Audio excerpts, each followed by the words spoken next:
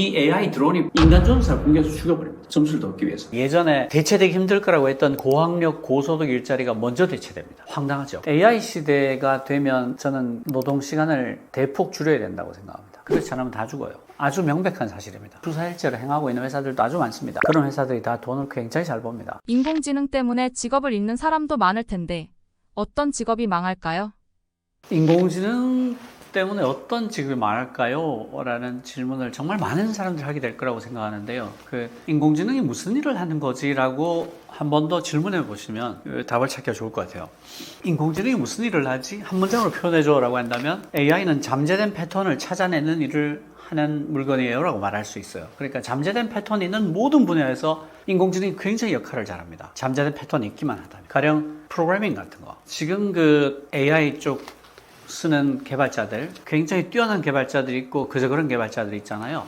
굉장히 뛰어난 개발자들이 무슨 얘기를 하냐면 효율이 30% 올라갔다, 50% 올라갔다가 아니고 30배, 50배 이렇게 얘기하는 게 맞겠다라는 얘기를 해요. 왜냐하면 프로그래밍은 굉장히 뚜렷한 패턴이 있죠. 인간이 만든 랭귀지잖아요.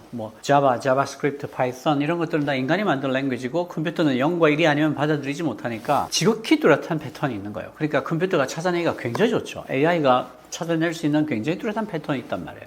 그리고 얼마나 많은 공부할 수 있는 코드가 있어요. 오픈소스, GitHub 같은 곳에 가보면 산더미처럼 코드가 있으니까 공부하기도 너무 좋죠. 그래서 지금 커서 같은 거, 지금 커서가 가장 유명한 서비스잖아요. 매일 바뀌긴 하지만 클로드 아티팩트라든지 챗GPT의 캔버스라든지 정말 좋은 서비스들이 많은데 얘들이 실력이 이렇게 올라가고 있어요. 그러니까 프로그래밍 같은 경우는 저는 어떻게 될 거라고 생각하냐면 앞으로 당분간은 시니어 개발자들 몸값이 아주 많이 오를 것 같다. 그러니까 아주 뛰어난 개발자여서 설계를 할 수 있고 버그를 쉽게 잡아낼 수 있고 그리고 관련된 분야에 지식을 갖고 있어요. 가령 내가 금융 쪽 소프트웨어를 아주 잘한다거나 세일즈포스 매니지먼트 쪽은 내가 꽉 잡고 있다거나 ERP 아주 잘한다거나 하는 그런 지식을 풍부하게 갖고 있으면서 설계를 할 수 있고 아주 뛰어난 프로그래머라면 이 사람이 AI를 써서 만들 수 있는 코드의 품질과 양이 어마어마할 거예요. 그러니까 이제 저는 AI를 앰플리파이어라고 표현해요.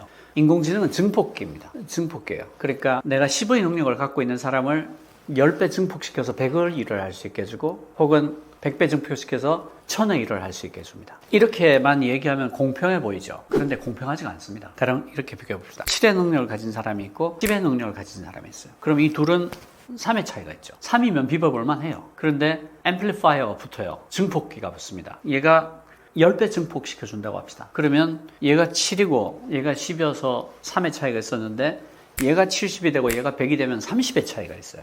3의 차이는 비벼볼만 하지만 30의 차이는 너무 큰 거예요. 원래 내가 갖고 있던 능력이 7이었으니까 내가 능력을 4배를 해야지 28밖에 안 되잖아요. 그러니까 30의 차이는 굉장히 큰 거예요. 그런데 문제는 둘 다에게 공평하게 30으로 10배로 작용하지 않는다는 겁니다. 얘는 7의 능력을 갖고 있으면 얘를 10배의 그걸로 못 써요. 7배 정도를 쓸 거예요. 그러면 77이 49죠. 근데 얘는 10의 능력을 가진 애는 얘를 잘 써요. 그래서 10배 증폭을 시킵니다. 그러면 여기는 49인데 여기는 100이 된 거예요. 그럼 51의 차이가 나죠. 저는 이 AI가 무엇보다도 앰플리파이어다, 증폭기다라고 생각해요. 증폭기인데 공평하게 증폭시켜주지 않는다. 그러니까 이대로 가면 어떤 규제나 사회적인 복지체제 개편이라든가 시스템의 개편 같은 게 없이 그냥 다 내버려 둔다면 빈부격차 혹은 계급 간의 격차가 굉장히 커질 거라고 생각합니다. 얘는 인류 역사상 본 적이 없는 거대한 증폭기인데 그 증폭을 공평하게 시켜주지 않아요. 근데 공평하게 시켜준다 해도 갭이 굉장히 커집니다. 7과 10이 3의 차이였다가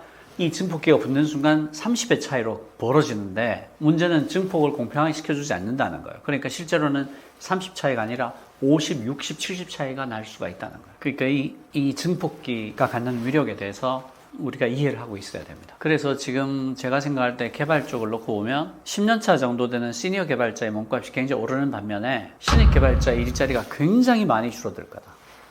굉장히 많이 줄어들 거다. 그리고 그게 비단 개발에만 해당되는 얘기 아니다. 법률도 인간이 만든 규칙이잖아요. 법률도 인간이 만든 규칙이기 때문에 아주 뚜렷한 패턴이 있습니다. 그래서 미국의 대형 로펌들은 이미 견습 변호사들은 시킬 대부분의 일들을 AI로 처리하고 있어요. 그 얘기는 견습 변호사의 수요가 굉장히 줄어든다는 얘기죠. 여기도 마찬가지로 중견 변호사가 몸값이 올라가게 될 겁니다. 왜냐하면 10의 일을 하던 사람이 100의 일을 할 수 있게 되니까. 소수 정예를 큰 돈을 쥐어주는 편이 낫게 된 거죠. 5명이 50명분의 일을 할 수 있게 됐으니까. 아주 똑똑한 5명한테 20명분의 돈을 줘도 30명이 남잖아요. 그렇게 될 거예요.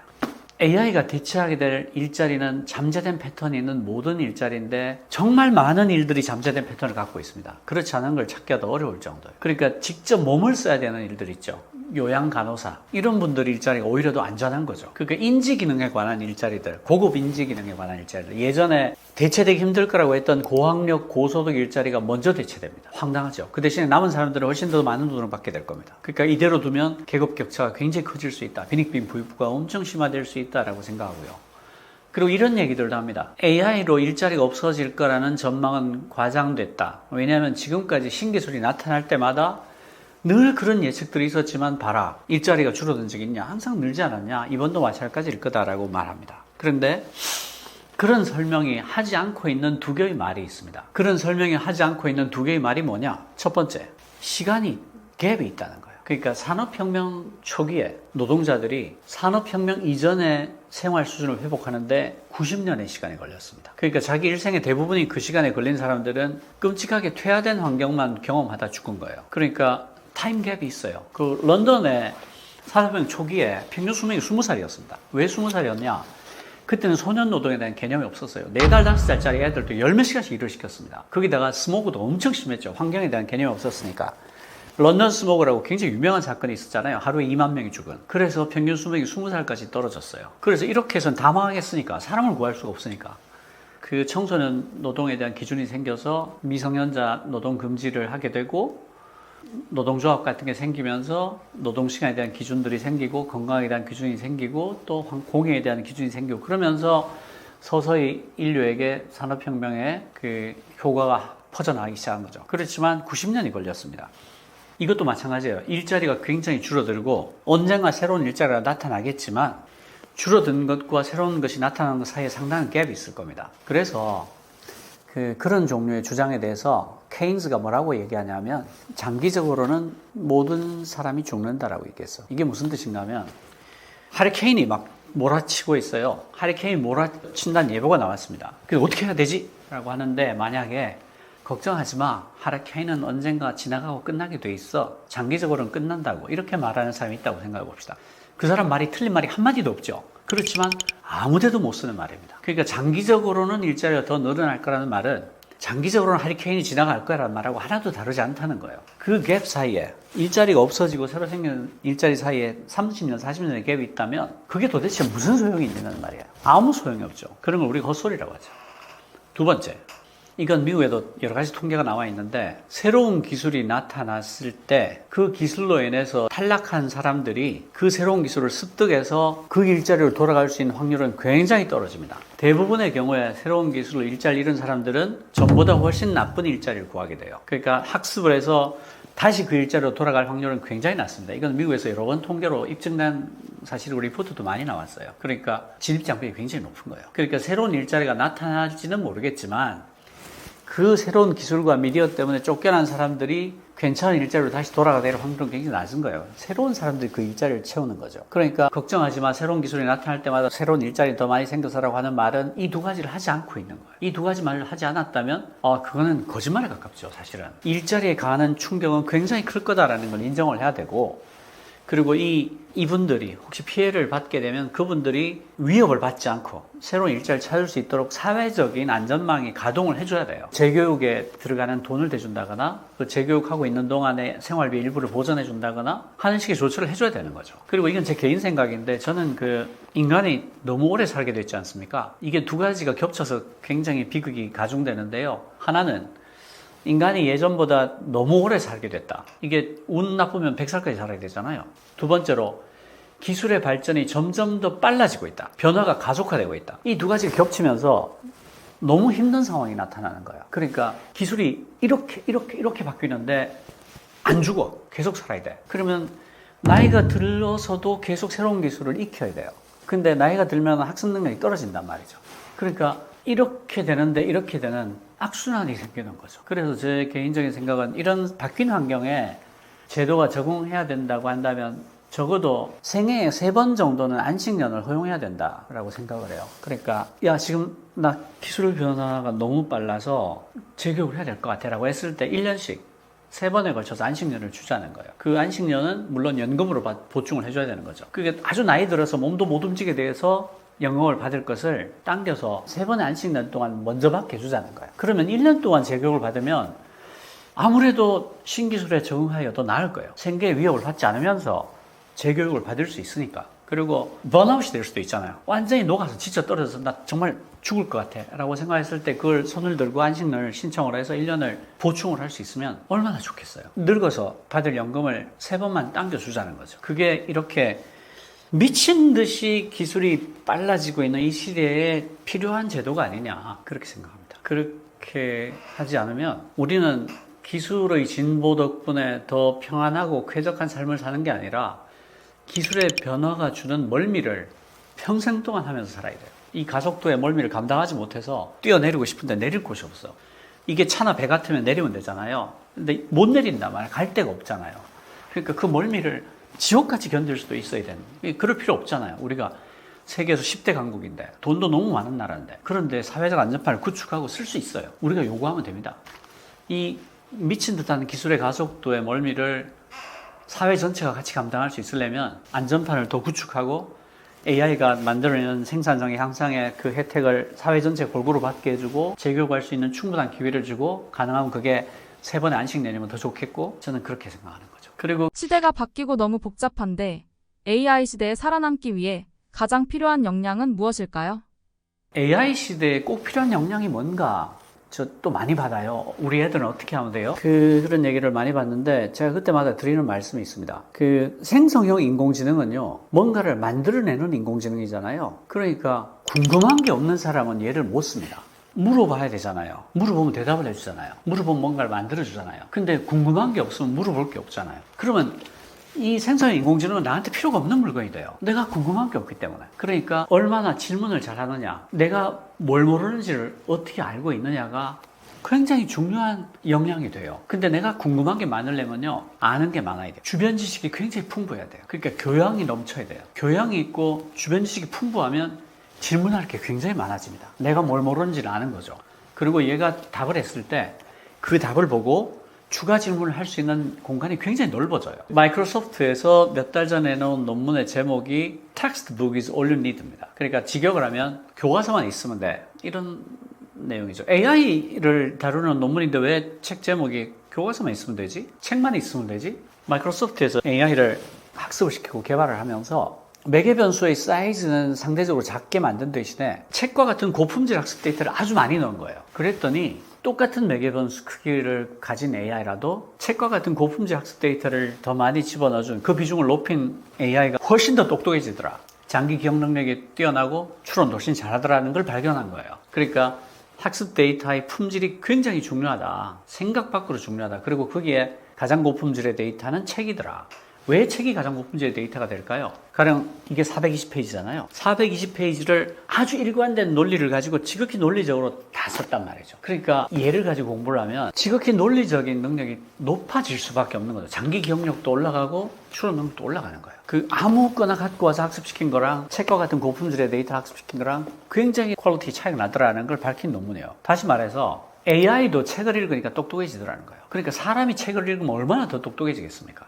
그러니까 애들한테 AI 시대에 대응할 수 있는 가장 훌륭한 조언을 하거나 도와준다면 저는 책 읽는 습관을 갖게 하는 거라고 생각해요. 책을 많이 읽은 사람이 논리적일 수 있고 교양과 주변 지식이 굉장히 풍부해질 수 있고 그래서 대단히 훌륭한 질문들을 할 수 있게 됩니다. 지금은 질문이 말도 못하게 중요한 시기예요. 답은 AI가 내주잖아요. 얼마나 훌륭한 질문을 할 수 있니? 얼마나 풍부한 주변 지식을 갖고 있어서 계속해서 질문을 할 수 있니?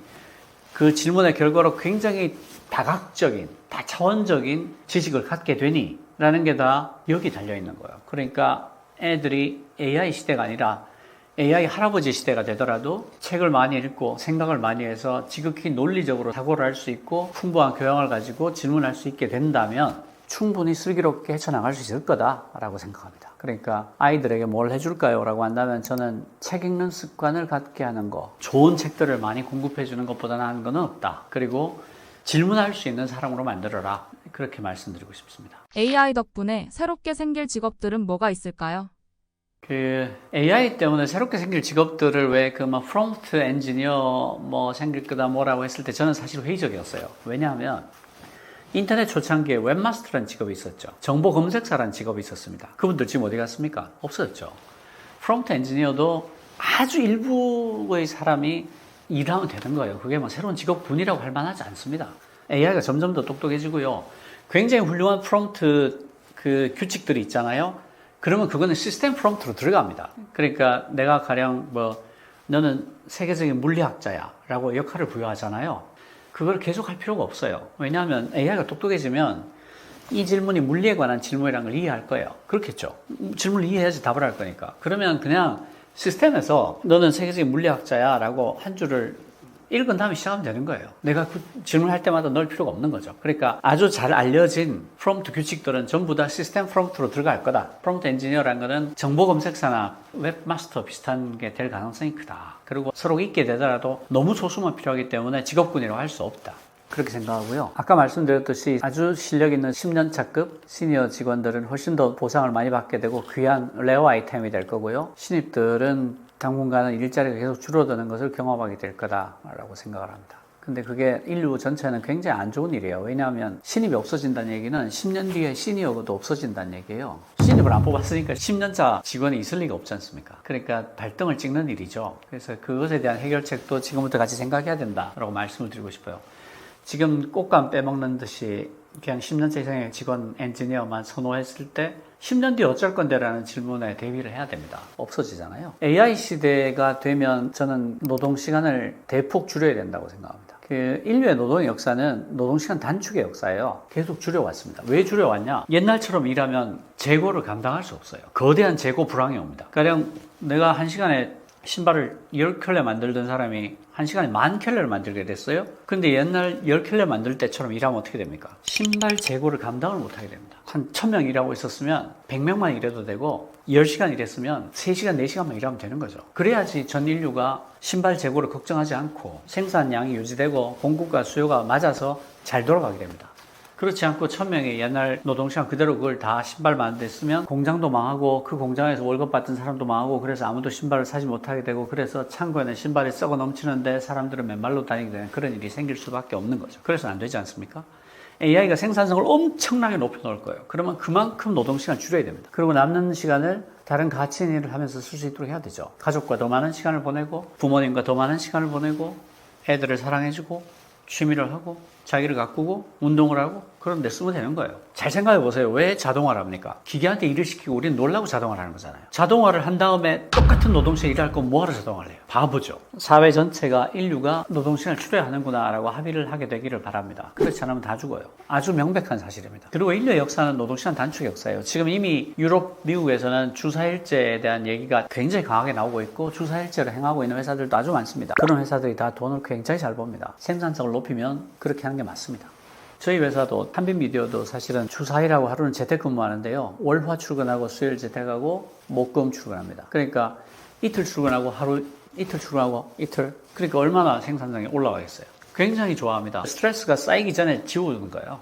그러니까 생산성이 하나도 떨어지지 않았어요. 하루 뺐는데도. 물론 이제 재택근무하니까 완전히 뺀 건 아니죠. 충분히 가능합니다. 로마 교황청이 인공지능에 대해서 성명서를 발표했다는데 어떤 건가요? 로마 교황청이 인공지능에 대해 성명서를 발표한 게 좀 됐죠. 거기 보시면 로마 교황청이 정말 훌륭하다고 생각하는 게 현재 진행 중인 변화가 양적인 측면만이 아니다. 인간의 본성 자체를 인식하는 방식에 영향을 미치고 우리의 정신과 대인관계 습관에도 영향을 미칠 수 있기 때문에 질적인 측면이 강하다. 그리고 새로운 기술은 모든 구성원과 모든 자연환경의 고유한 존엄성을 존중하고 가장 취약한 사람의 필요를 고려하여 인류 가족 전체의 진정으로 도움이 되는지 확인하는 기준에 따라 연구 및 생산되어야 합니다. 이렇게 시작하고 있어요. 그런데 여기 읽어보시면 알겠지만 UN 인권 선언을 아주 많이 인용을 합니다.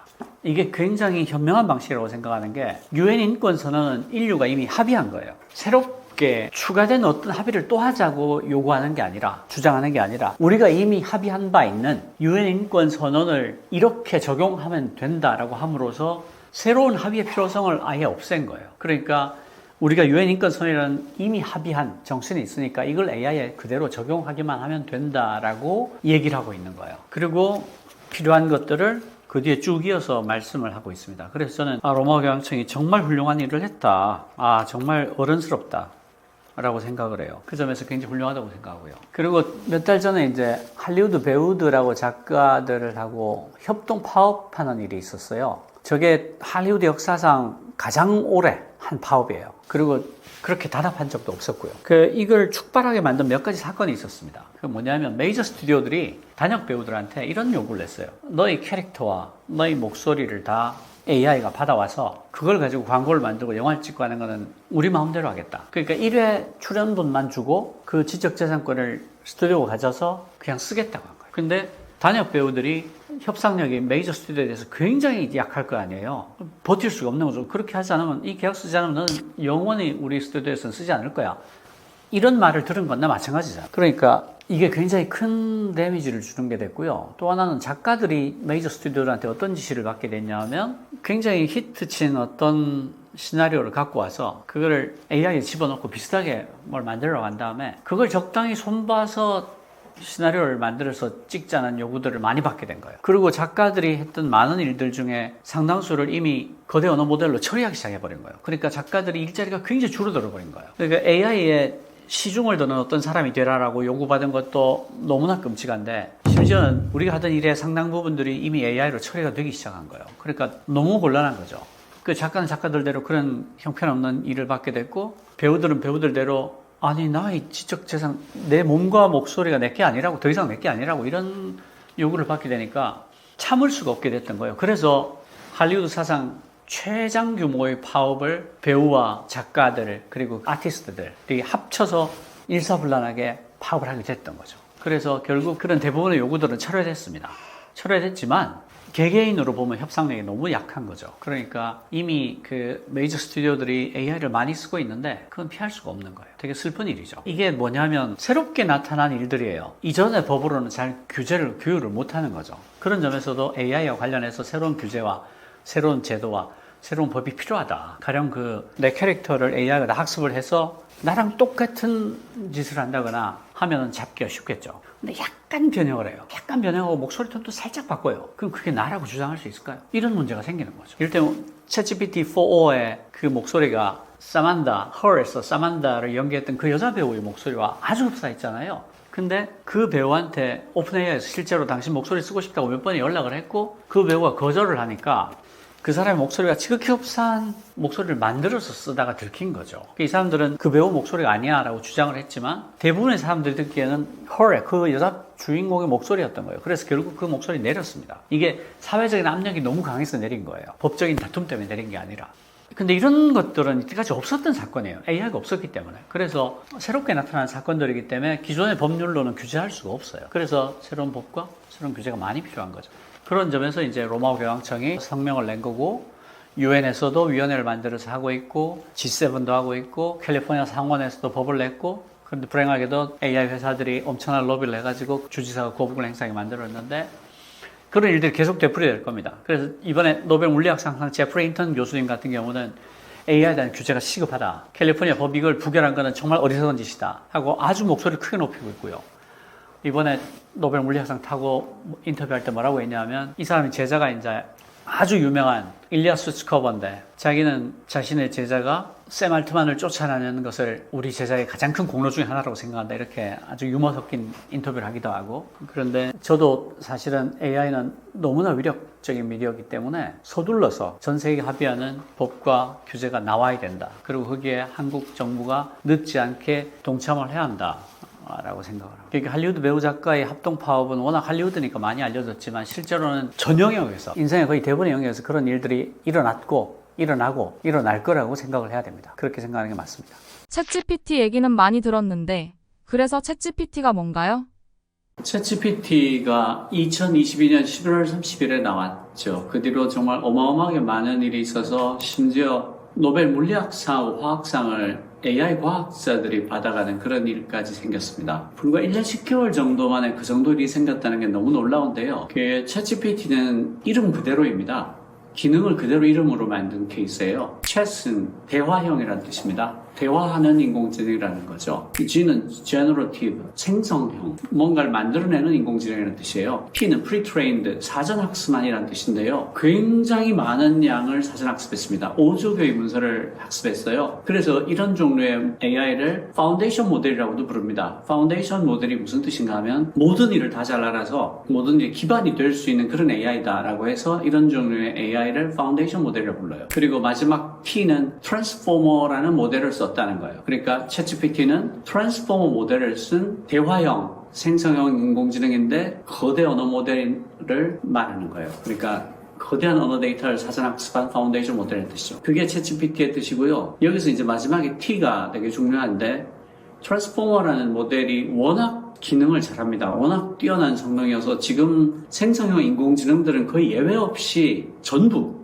트랜스포머 모델을 쓰고 있다고 보면 됩니다. 트랜스포머 모델을 짧게 설명을 드리면 5조 개의 문서를 읽고 그 안에 있는 모든 잠재되어 있는 패턴들을 찾아냅니다. 그리고 단어들 간의 관계를 매핑을 해요. 지도를 만듭니다. 어떻게 지도를 만드냐면 벡터 DB를 만들어요. 벡터 데이터를 만드는데 벡터 데이터라고 하면 왜 거리와 방향을 같이 갖고 있는 데이터를 말하잖아요. 그러니까 2차원 데이터죠. 두 개의 값을 갖고 있으니까 여기서 벡터 DB는 수백 차원, 수천 차원에 걸쳐서 값을 갖는 거예요. 단어들 간의 관계를 수백 차원에 걸쳐서 매핑을 해요. 그래서 이 단어와 이 단어가 어떤 관계다, 어떤 맥락에서 관계를 갖는다. 그러니까 어떤 단어가 맥락에 따라 전혀 다른 의미를 가질 때가 많잖아요. 그러니까 각각의 맥락에서 이 단어는 이런 맥락에서 이 단어와 어느 정도 관계가 있고 저런 맥락에서는 저 단어와 어느 정도 관계가 있고 이걸 다 지도를 만드는 겁니다. 그렇게 해서 그 어떤 질문이 주어졌을 때 가장 그럴 법한, 가장 확률이 높은 단어를 예측을 해서 만들어내는 게 트랜스포머라는 모델이에요. 그러니까 챗GPT는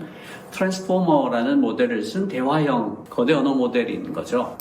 가장 크게 다른 것은 규모입니다. 지금의 거대 언어 모델들은 예외 없이 규모의 법칙을 따릅니다. Law of Scale이라고 하는데요. 그러니까 컴퓨팅 파워를 많이 집어넣으면 많이 집어넣을수록, 학습 데이터를 많이 집어넣으면 많이 집어넣을수록, 매개 변수를 크게 잡으면 크게 잡을수록 일관되게 성능이 좋아집니다. 아직 깨지지 않았어요. 그러니까 아까 챗GPT가 제가 5조 개 문서를 학습했다고 했잖아요. 페이스북, 그러니까 메타죠. 페이스북에서 만든 라마 3.1이라는 거대 언어 모델은 챗GPT보다 50배 더 많은 학습 데이터를 썼습니다. 그래서 성능이 되게 좋겠죠? 근데 페이스북 쪽에서 뭐라고 얘기하냐면 아직도 끝을 보지는 못했다라고 얘기합니다. 그러니까 규모의 법칙이 깨지지 않았다는 거예요. 더 많이 집어넣으면 더 좋아질 것 같더라는 것만 확인을 한 거예요. 그러니까 챗GPT가 모델로 보면 그 전에 나왔던 것과 그렇게 다르다고 하기는 어렵습니다. 그냥 트랜스포머를 쓴 거죠. 가장 큰 차이는 압도적인 스케일입니다. 5조 개 문서를 학습한 것도 처음이고 A100이라는 비싼 GPU를 10,000대를 쓴 것도 처음이고 그걸 100일 동안 돌린 것도 처음이고 갑자기 왜 이렇게 좋아져? 여기서 이제 느닷없이 나타나는 능력이라는 걸 발견합니다. 그게 뭐냐면 학습 연산량이 10의 22제곱을 넘어가는 순간 얘가 전에 보이지 않았던 능력들을 보이기 시작하는 거예요. 느닷없이 튀어요. 그래프가 이렇게 가다가 툭 튀는 거예요. 근데 왜 그런지는 모릅니다. 그래서 이걸 느닷없이 나타나는 능력, emergent ability라고 부르는 거예요. 그러니까 챗GPT는 그 전에 AI들하고 뭐가 달라요? 라고 한다면 규모의 법칙이 통한다는 것을 깨닫고 알게 된 다음에 본격적으로 어마어마한 규모로 학습을 시켰다. 이게 그 전까지의 AI하고 결정적으로 다른 점이라고 할 수 있어요. 저도 10의 20제곱 내용을 좀 유의 깊게 봤었는데 네. 이거는 아무도 지금 조금이라도 이유가 이유는 모릅니다. 이유를 안다면 느닷없이 나타난다고 하지 않았을 거예요. 느닷없이 나타났다는 얘기는 그 전에 어디 있었던지 모른다는 뜻이거든요. AI는 3가지 특징이 있는데요. 첫 번째, 설명할 수 없다. 왜 그렇게 잘 작동하는지 몰라요. 두 번째, 규모의 법칙에 따라 느닷없이 나타난 능력을 보여준다. 이게 emergence라고 해서 창발성이라고도 번역하는 건데 저는 직역을 해서 느닷없이 나타나는 능력으로 말씀을 드리는데 세 번째가 규모의 법칙을 따른다. 이 3가지가 현대 거대 AI의 3대 특징이라고 할 수 있어요. 그러니까 셋 다 자세히 보시면 설명할 수 없구나라는 걸 알 수 있어요. 그게 가장 특징이고요. 그래서 현대 AI를 발명이라기보다는 발견이라고 부르는 게 맞다라고 이야기하는 과학자들도 있습니다. 이유를 모르기 때문이죠. 사람들이 챗GPT에 대해서 열광적으로 반응을 했죠. 그러니까 챗GPT를 만든 회사가 오픈AI인데 오픈AI조차도 이런 반응을 전혀 예측하지 못했습니다. 그래서 그때 오픈할 때도 그냥 사람들한테 이걸 보여주면 어떤 반응을 보일까 정도의 생각을 가지고 별 생각 없이 오픈을 했는데 갑자기 1억 명이 써버린 거예요. 너무 놀란 거죠. 그렇게 열광적인 반응을 끌어낸 거는 threshold를 넘은 것 같아요. 그러니까 뭐 어지간히 하네, 아이고 뭐 애쓴다. 그 전까지 AI는 그런 수준이었거든요. 꽤 하네, 뭐 애쓴다였는데 느닷없이 너무 잘하는 거예요. 정말 똑똑한 거죠. 그때 미국 변호사 시험을 통과할 정도의 실력이었으니까 지금 사실 챗GPT 그 당시 버전을 써보면 아 멍청하다, 많이 모자란다는 느낌을 갖게 되는데요. 그 당시로서는 변호사 시험을 통과했다는 게 너무 놀라운 일이었어요. 그리고 인터페이스 자체가 대화형이었으니까 진입 장벽이 없는 거죠. 모든 사람이 써볼 수 있는 거예요. 그게 아마 그 열광적인 반응을 불러온 이유가 아니었을까 그렇게 생각합니다. 챗GPT가 미국 변호사 시험을 하위 10%로 통과했는데 그 다음에 나온 GPT-4는 상위 10%로 통과를 합니다. 그리고 GPT-4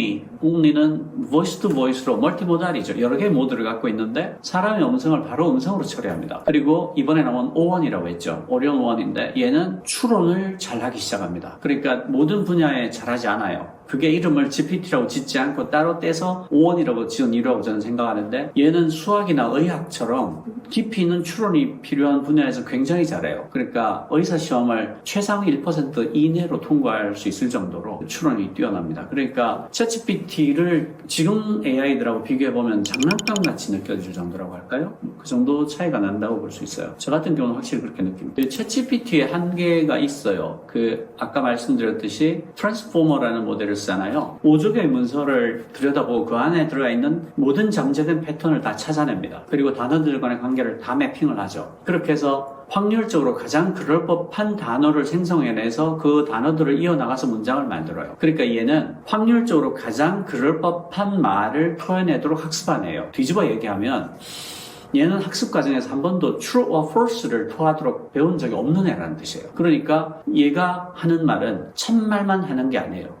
확률적으로 가장 그럴 법한 말을 하기 때문에 거짓말을 할 때도 굉장히 그럴 법하게 해요. 이런 의도하지 않는 거짓말을 hallucination이라고 불러요. 그러니까 직역을 하면 환각인데 우리말로 하면 멀쩡한 거짓말, 태어난 거짓말 정도로 번역하는 게 더 뜻에는 와닿겠죠. 그러니까 챗GPT 한계는 확률적으로 가장 그럴 법한 단어를 예측해 나가는 애기 때문에 잠재된 패턴이 있는 경우에는 굉장히 훌륭히 작동을 하지만 명백한 사실이 있을 때 혹은 1 더하기 1은 2처럼 하나의 답이 있을 때 이럴 때는 얘가 일을 잘 하지 못합니다. 그러니까 잠재된 패턴이 있는 모든 분야에서 잘 작동을 하지만 명백한 팩트가 있거나 하나의 명료한 답이 있을 때 쓰는 것은 적절하지 않다. AI 쪽에 아주 유명한 안드레 카파티라는 분이 있는데 이분이 뭐라고 얘기하냐면 hallucination은 버그가 아니다. hallucination은 피처다. 이렇게 얘기를 해요. 왜냐하면 우리가 어떤 창의적인 어떤 답을 내놓기 위해서는 상상을 해야 돼요.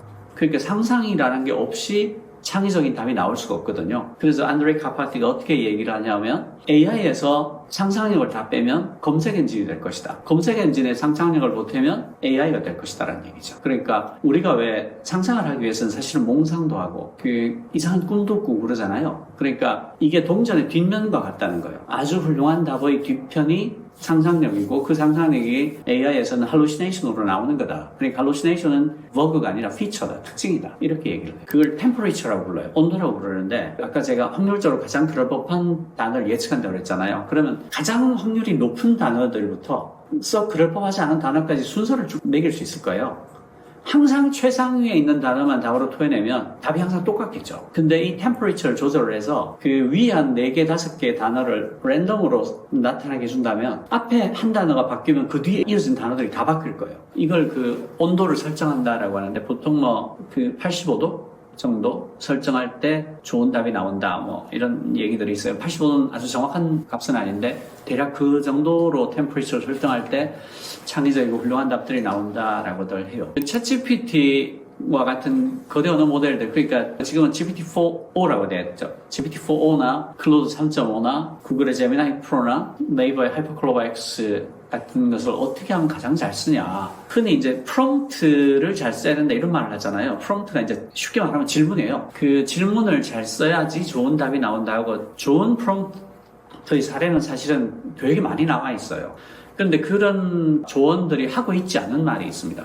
뭐냐 하면 가장 좋은 프롬프트는요 사실은 토론을 이어나가는 거예요. 하나의 질문으로 답을 내는 것보다 얘가 나를 위해서 일해주는 세상의 모든 책을 다 읽은 슈퍼 컨설턴트다라고 생각을 하고 얘랑 토론을 할 때 최고의 효과를 거둘 수 있습니다.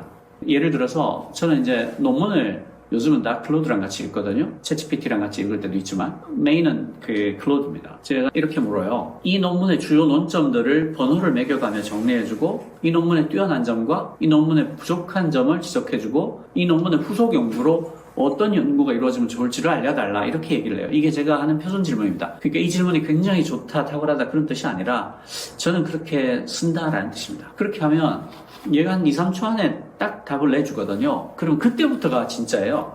이 주요 논점들 정리한 걸 보면 제가 동의하기 어려운 주장들이 있거나 이게 어떤 근거로 이렇게 주장하는 거지? 라고 궁금해지는 포인트가 있을 거예요. 아니면 그 정리한 논점 중에서 제가 처음 보는 컨셉이나 아주 명료하게 뜻을 알고 있지는 못한 단어들이, 개념들이 나올 수도 있죠.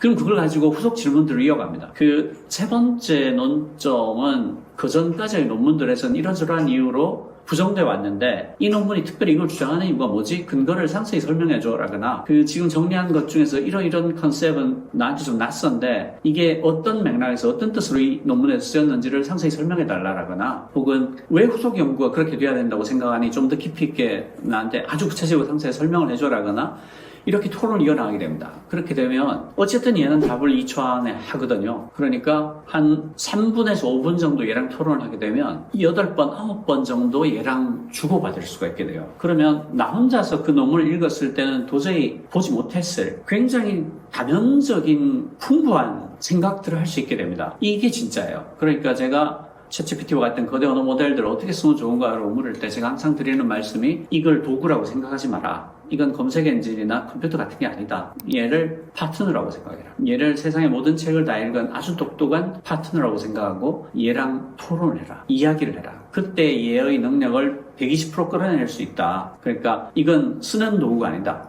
지금까지 톱이나 망치 이런 것들처럼 쓰는 게 아니고 같이 하는 거다. 파트너다. 그래서 저는 이런 거대 언어 모델들을 가장 잘 활용하는 방법은 토론을 이어나가는 거다.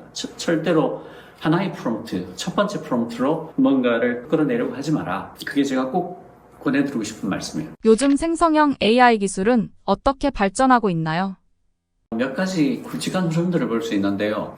첫 번째는 멀티모달입니다. 멀티모달은 여러 개의 모드를 갖고 있다는 뜻인데요. 챗GPT는 텍스트만 다루잖아요. 텍스트를 입력해서 텍스트를 출력합니다. 하나의 모드죠. 근데 GPT-4 안에도 텍스트만 입력하는 게 아니라 이미지도 입력을 받고 이미지도 출력을 합니다. 두 개의 모드죠. 이렇게 여러 개의 모드를 갖고 있는 것을 멀티모달이라고 불러요. 앞으로 모든 생성형 인공지능은 멀티모달이 베이스가 될 겁니다. 몇 가지 이유가 있어요. 첫 번째로 텍스트만 입력하고 출력하면 실제로 쓰임새가 굉장히 제한을 받게 됩니다. 우리가 갖고 있는 데이터들이 대부분 복합 데이터들이에요. 글만 있는 자료가 별로 없죠. 그 안에는 인용되는 이미지도 있고 때때로 오디오가 들어가기도 하고 비디오가 들어가기도 하고 복합 데이터들이 대부분이거든요. 제 책을 보더라도 이런 식으로 그림을 금방 볼 수 있잖아요. 이런 자료는 챗GPT는 처리 못한다는 말이에요. 그림을 못 보니까. 그러니까 쓰임새가 굉장히 한계가 있죠. 그래서 기본적으로 비즈니스를 위해서도 멀티모달이 돼야 됩니다. 또 하나의 이유가 있어요. 인공지능이 기계로 인간의 지능을 구현해보자라는 시도잖아요. 그러면 인간의 지능을 보자 이거예요. 인간의 지능이 책만 읽고 발전하나요? 그럴 리가 없잖아요. 시청각, 온갖 오감을 통해서 들어오는 모든 입력들이 나의 지능을 발전시키는 데 쓰인단 말이죠. 그러니까 인공지능이 기계로 인간의 지능을 구현해보자라는 시도라면 베이스는 멀티모달이 돼야 되는 거죠.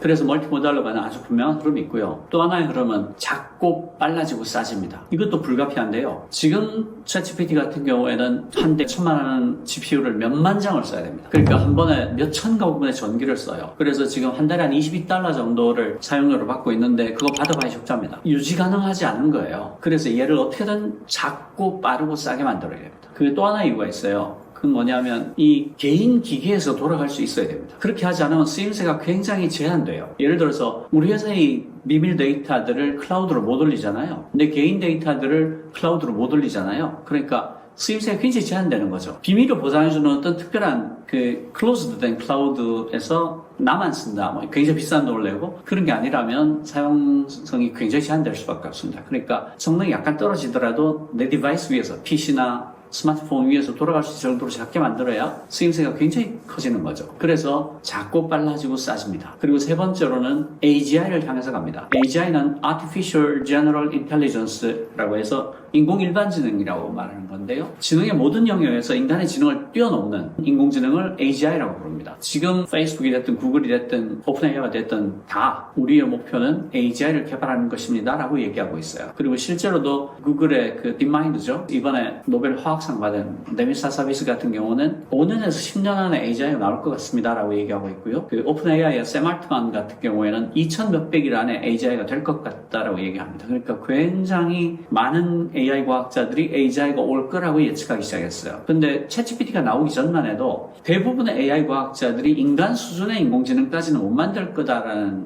쪽에 표를 던졌어요. 그러니까 그 불과 2년 사이에 어마어마한 변화가 나타난 거죠. 그러니까 생성형 AI 기술은 어떻게 가고 있냐, 뭐 이렇게 한 3가지 정도로 정리할 수 있을 것 같습니다. 멀티모달 리베이스가 된다, 싸지고 빨라지고 작아진다, AGI로 가고 있다. 생성형 AI가 산업의 트렌드를 어떻게 바꾸냐면 생성형 AI는 잠재된 패턴을 찾아내는 일을 합니다. 그러니까 현대의 AI가 무슨 일을 하냐고 한 문장으로 표현해보라 그러면 잠재된 패턴을 찾아내는 일을 해오라고 할 수 있습니다. 그러니까 잠재된 패턴이 있는 모든 분야에서 AI가 돌이킬 수 없는 변화를 불러올 겁니다. 예를 들어서 이번에 그 노벨 화학상을 받은 알파폴더 같은 경우에 그게 뭐냐면 거대 단백질의 접히는 모양을 예측하는 거거든요. 그러니까 그 분자량이 굉장히 큰 거대 단백질의 경우에는 우리가 분자식을 다 알고 있다고 하더라도 그 물리적, 화학적 특성을 100% 말하지 못합니다. 왜냐하면 얘가 어떤 모양으로 접히냐에 따라 전혀 다른 특징을 나타내거든요.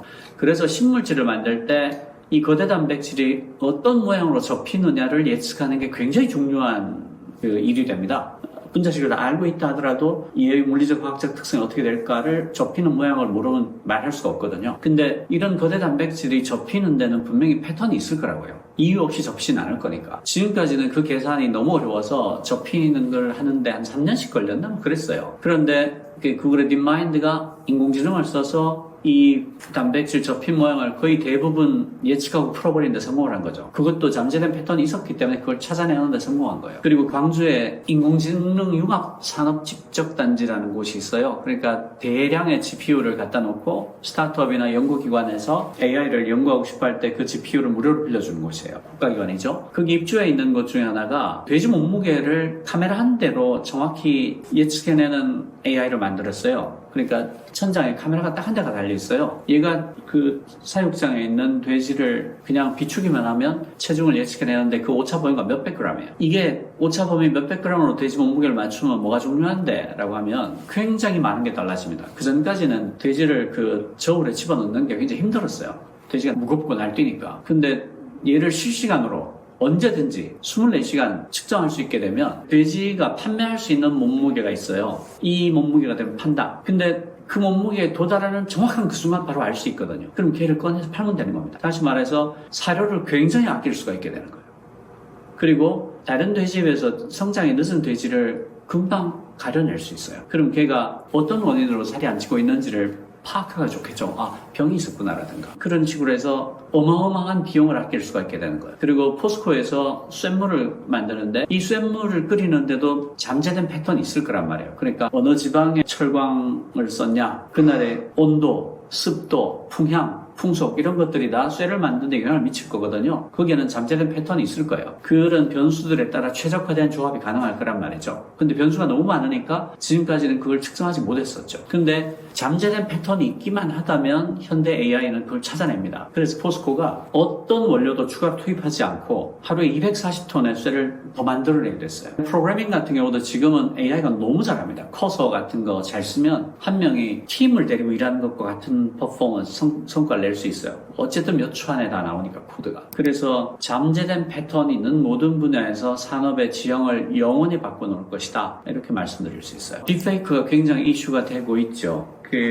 불행하게도 딥페이크를 막을 수 없습니다. 왜 그러냐면 이미지를 만들어내는 AI 모델 중에 GAN이라는 게 있어요. GAN이 뭐냐면 적대적 생성 모델입니다. GAN은 어떻게 만드냐면 AI를 두 개의 에이전트로 나눠요.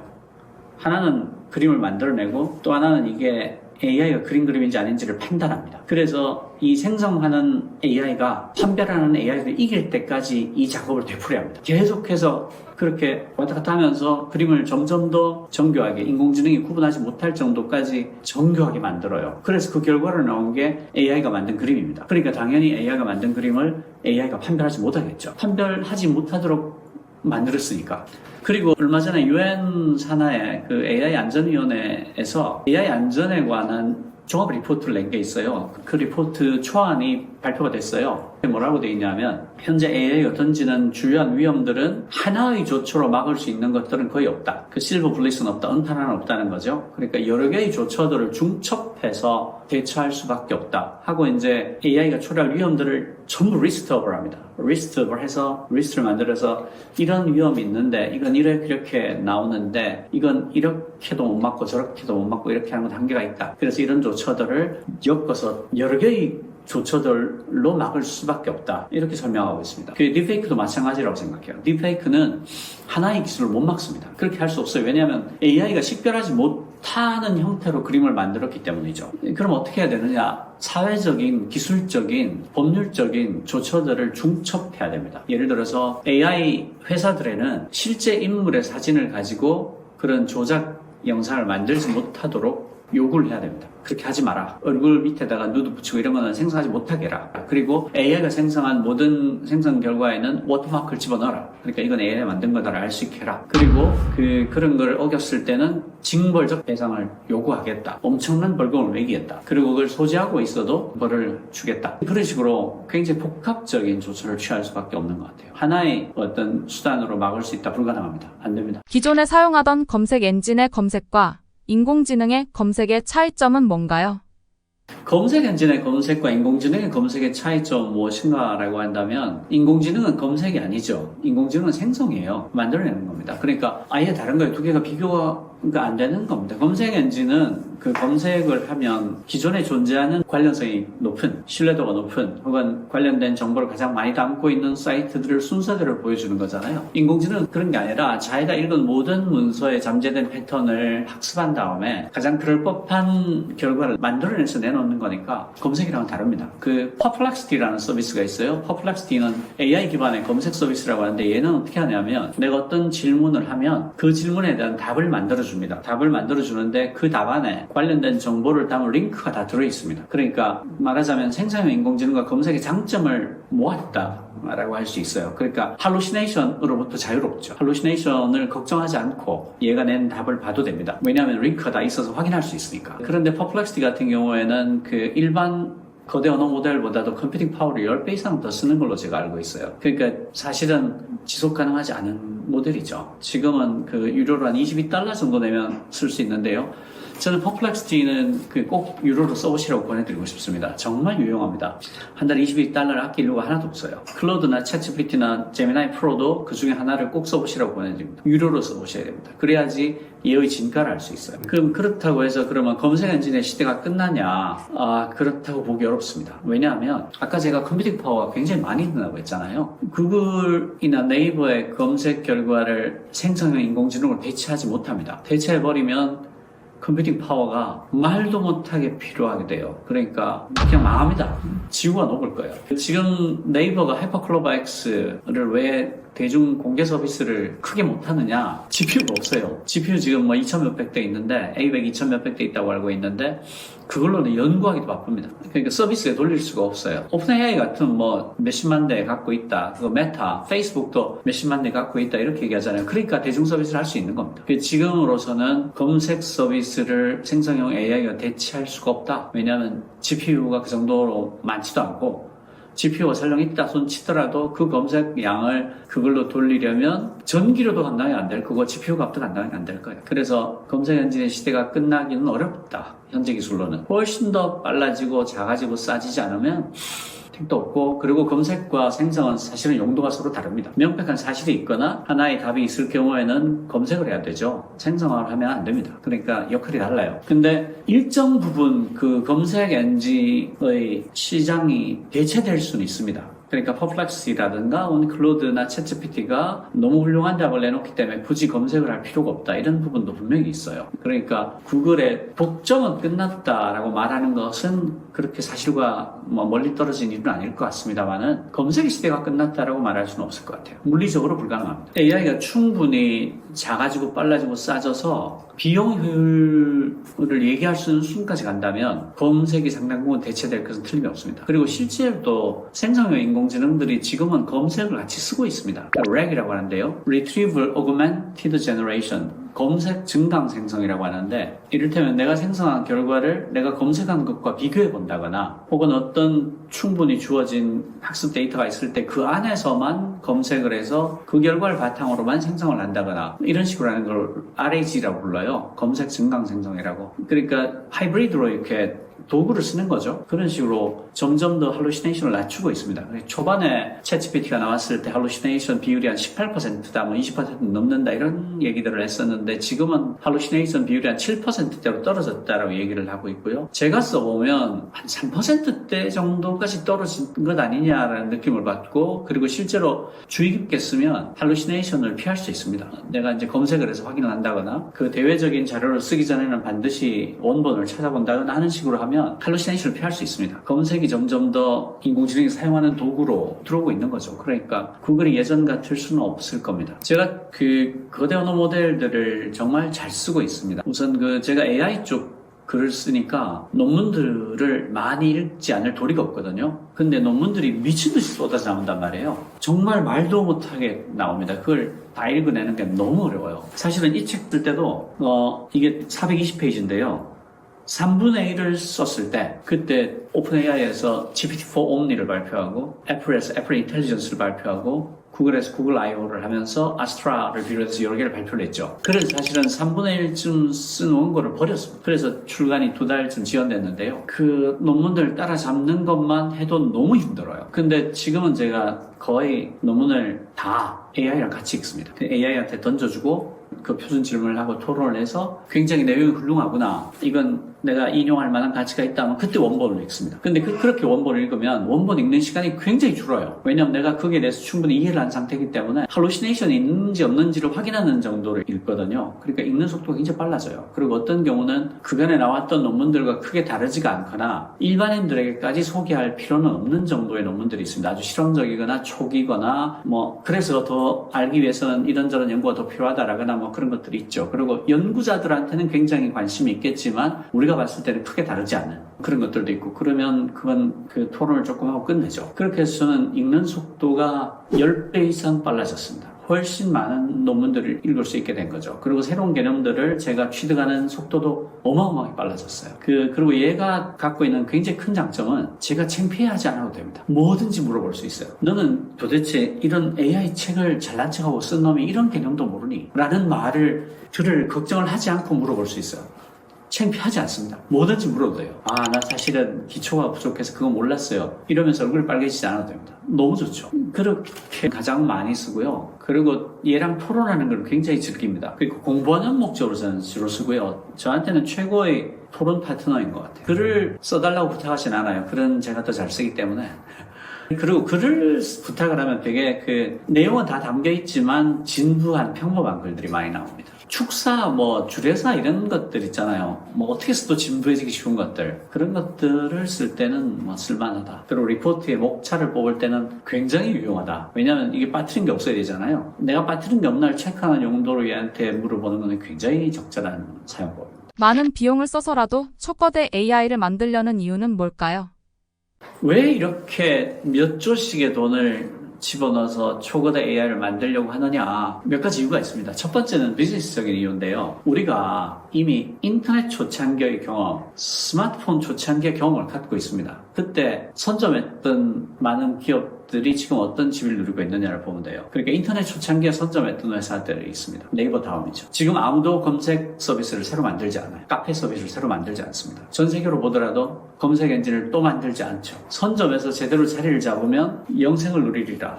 떼돈을 번다. 어마어마한 돈을 번다. 플랫폼이, 그 사회 전체의 플랫폼이 돼버린다는 것을 학습한 효과가 있는 거예요. 학습 효과가 있어요. 지금이 인터넷 초창기나 스마트폰 초창기보다 더 큰 기회의 문이 열리고 있는 엄청난 새로운 미디어의 입구에 있다. 이걸 다 아는 거예요. 그러니까 투자자들도 아낌없이 지갑을 여는 거예요. 그리고 실제로도 오픈 AI가 지금 선점의 효과를 누리고 있죠. 성능은 클로드가 조금 더 나을 수도 있고 비슷비슷하거든요. 제미나이 프로도 거의 뭐 GPT-4 옴니하고 안 밀립니다. 그렇지만 사용자 수를 보면 10배 이상 차이 나요. 오픈 AI가 압도적으로 많습니다. 그게 선점이죠. 그걸 아니까 몇 조씩 돈을 태우면서 초거대 AI를 만들기 위한 경쟁을 하는 거고요. 가령 페이스북 같은 경우는 H100을 35만 장 사겠다는 거잖아요. H100이 한 대 몇 천만 원 하는 애인데 그걸 35만 장을 사겠다라고 하는 거니까요. 선점하면 얼마나 큰 기회가 있는지를 모른다는 걸 모두가 알고 있는 거예요. 그러니까 네이버나 구글이 또 한 번 생길 수 있는 기회의 장이 열렸다. 그게 자주 오지 않습니다. 인터넷 초창기에 먹었던 기업들이 지금까지 플랫폼으로 자리 잡고 있는 거잖아요. 그 배달 시장은 배달의 민족이 먹어버리니까 딴 데가 못 들어오는 거잖아요. 그거와 마찬가지예요. 그게 이제 가장 큰 이유가 될 거고요. 비즈니스적으로. 두 번째로는 AGI를 만들어 보고 싶은 거예요. AGI를 만들게 되면 AGI가 인간의 지능을 넘어서는 인공지능이잖아요. 그 AGI의 마지막이 뭐냐면 오픈AI에서 정의한 그 정의를 보면 AGI의 마지막이 organization입니다. 그러니까 첫 번째는 챗봇이었고 두 번째는 추론가고 세 번째가 혁신가고 네 번째가 발명가인가? 그리고 마지막이 조직인데요. 앞에를 보면 다 개인 같잖아요. 혁신가라든가 뭐 이런 게 다 하나의 개인을 말하는 것 같은데 마지막은 조직이에요. 왜 조직이냐면 그 여러 개의 에이전트가 협업을 해서 회사 단위가 할 수 있는 정도의 일들을 그러니까 몇 개월에 걸쳐서 하는 일들을 그냥 AI 혼자서 할 수 있다는 뜻이에요. 그러니까 에이전트가 여러 개의 에이전트가 협업을 합니다. 문제를 해석하는 에이전트가 있고 그 문제를 가지고 어떻게 해결할지 해결책을 계획을 세우는 에이전트가 있고 그 세운 해결책을 비판적으로 들여다보고 코멘트를 해주고 리뷰를 해주는 에이전트가 있고 그 계획에 따라서 사용할 도구들을 쓰는 에이전트가 있고 그 중간중간에 리뷰를 하고 그 결과들을 모아서 다시 전체 일을 조율하는 마스터 에이전트가 있고 이런 식으로 분업을 합니다. 그렇게 해서 회사 단위의 일을 처리할 수 있게 된다가 마지막 단계예요. 이게 정확하게 말해서 무슨 뜻인가 하면 적어도 일에 관한 하는 사람이 필요 없어집니다라는 뜻입니다. AGI가 되게 되면. 그러니까 인류가 영원히 노동으로부터 해방당할 수 있는 거죠. 제가 해방당한다고 표현한 이유는 어떤 결과가 되냐에 따라 일을 뺏기는 것으로 끝날 수도 있고 일할 필요가 없어져서 복지 혜택을 누리면서 즐겁게 살 수도 있기 때문입니다. 어느 방향으로 가냐에 따라 달라요. 해방을 당할 수가 있는 거죠. 그러니까 초거대 AI를 만들려고 하는 명백한 이유가 있는 거죠. 인류를 영원히 노동에서 해방시키는 초거대 AI가 나타나게 된다면 그걸 갖고 있는 조직이나 사람은 지구의 모든 노동이 해왔던 그 부가가치를 혼자 생산할 수 있게 되는 거니까 그 끝은 상상할 수도 없는 거죠. 그게 지금 수십 조의 돈이 눈 한 번 깜빡하지 않고 AI 씬으로 몰려들고 있는 이유입니다. 그래서 저는 AI 거품 얘기하는 사람들이 전혀 근거 없는 얘기를 하고 있다고 생각해요. 그럴 수 없습니다. 그럴 리가 없고요. 이미 AI가 엄청나게 많은 변화를 불러오고 있습니다. 산업에서 굉장한 변화, 예를 들어서 포스코가 AI를 써서 1g 원료도 추가 투입하지 않고 240톤의 쇠를 더 생산할 수 있게 됐는데 포스코가 과거로 돌아가자 우리 AI 쓰지 말자라고 할 확률이 있을까요? 전혀 없죠. 돼지 몸무게를 카메라 한 대로 그것도 싸구려 카메라 한 대로 실시간으로 계속 볼 수 있게 됐는데 야 이거 이러니까 재미없다 AI 쓰지 말자 할 수 있을까요? 절대 못합니다. 안 돼요. 그래서 저는 AI 거품이라고 말하는 사람들이 도대체 무슨 근거를 갖고 말하는지를 모르겠어요. 전혀 사태의 핵심을 이해하지 못한 발언이라고 생각합니다. 그런 게 아니에요. 이건 돌이킬 수 없는 변화를 불러오고 있는 새로운 미디어예요. 그렇게 되지 않을 겁니다. 굉장히 무서운 미래가 기다리고 있다고 할 수 있어요.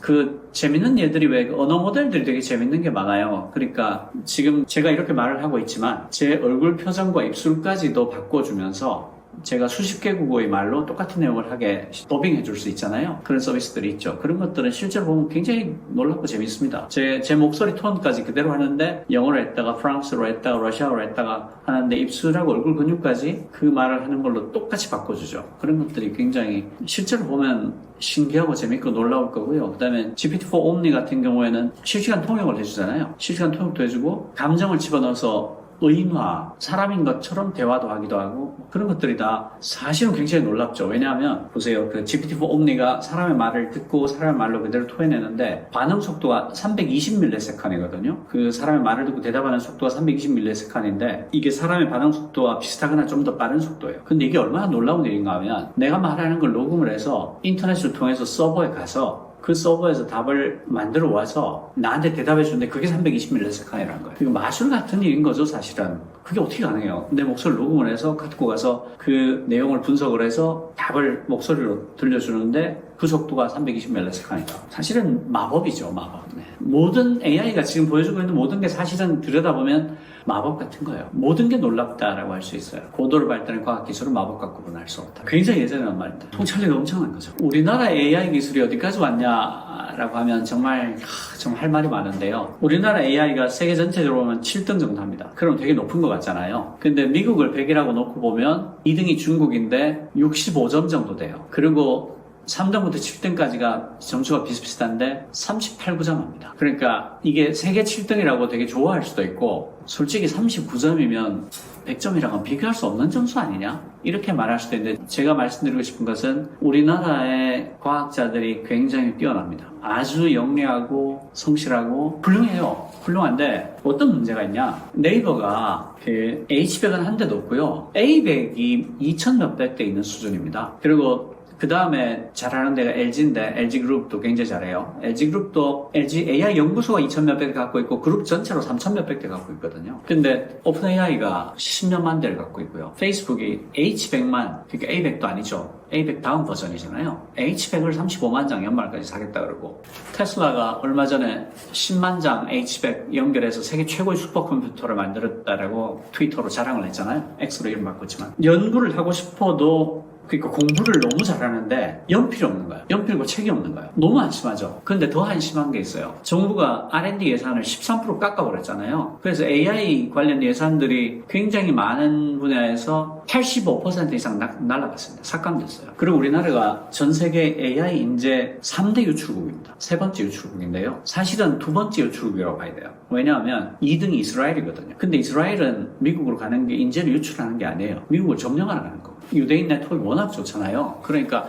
이스라엘은 인재 유출국이라고 말할 수 없어요. 거기는 미국을 점령하러 가는 거니까. 그러니까 한국이 세계에서 두 번째로 AI 인재가 유출되는 나라예요. 그럴 수밖에 없잖아. GPU가 없는데. 아니 연필이 없어서 공부를 못 하겠다는데 이게 말이 되냔 말이에요. 그런데 연필을 사줄 생각은 하지 않고 R&D 예산을 13%를 잘라버린 거예요. 아주 코미디 같은 사례가 있는데 슈퍼컴퓨터가 지금 모자라서 슈퍼컴퓨터 예산을 더 주세요, 한 대 더 줘야 됩니다라고 했단 말이죠. 근데 이 사람들이 과학을 얼마나 모르냐면 슈퍼컴퓨터 예산은 깎으면 안 돼요. 깎으면 슈퍼란 말을 못 붙이게 되거든요. 그냥 컴퓨터가 돼버리는 거야. 근데 우리는 필요한 게 슈퍼컴퓨터란 말이야. 그러니까 그 정도로 대용량의 컴퓨터가 있어야만 할 수 있는 일들이 있어요. 최소한의 사이즈가 돼야지 돌릴 수 있는 일들이 있단 말이죠. 기상예측 같은 거. 그게 모자라서 슈퍼컴퓨터를 한 대 더 줘야 됩니다. 예산을 달라고 했는데 그거를 10% 20% 깎는단 말이에요. 그러면 더 이상 슈퍼컴퓨터가 아닌 거예요. 그런 일들이 일어났어요, 이번에. 거기에다가 얘는 전기료를 엄청 먹어요. 그래서 구축 예산을 주면서 운영 예산을 깎아버리면 못 씁니다. 그런 일이 일어났어요.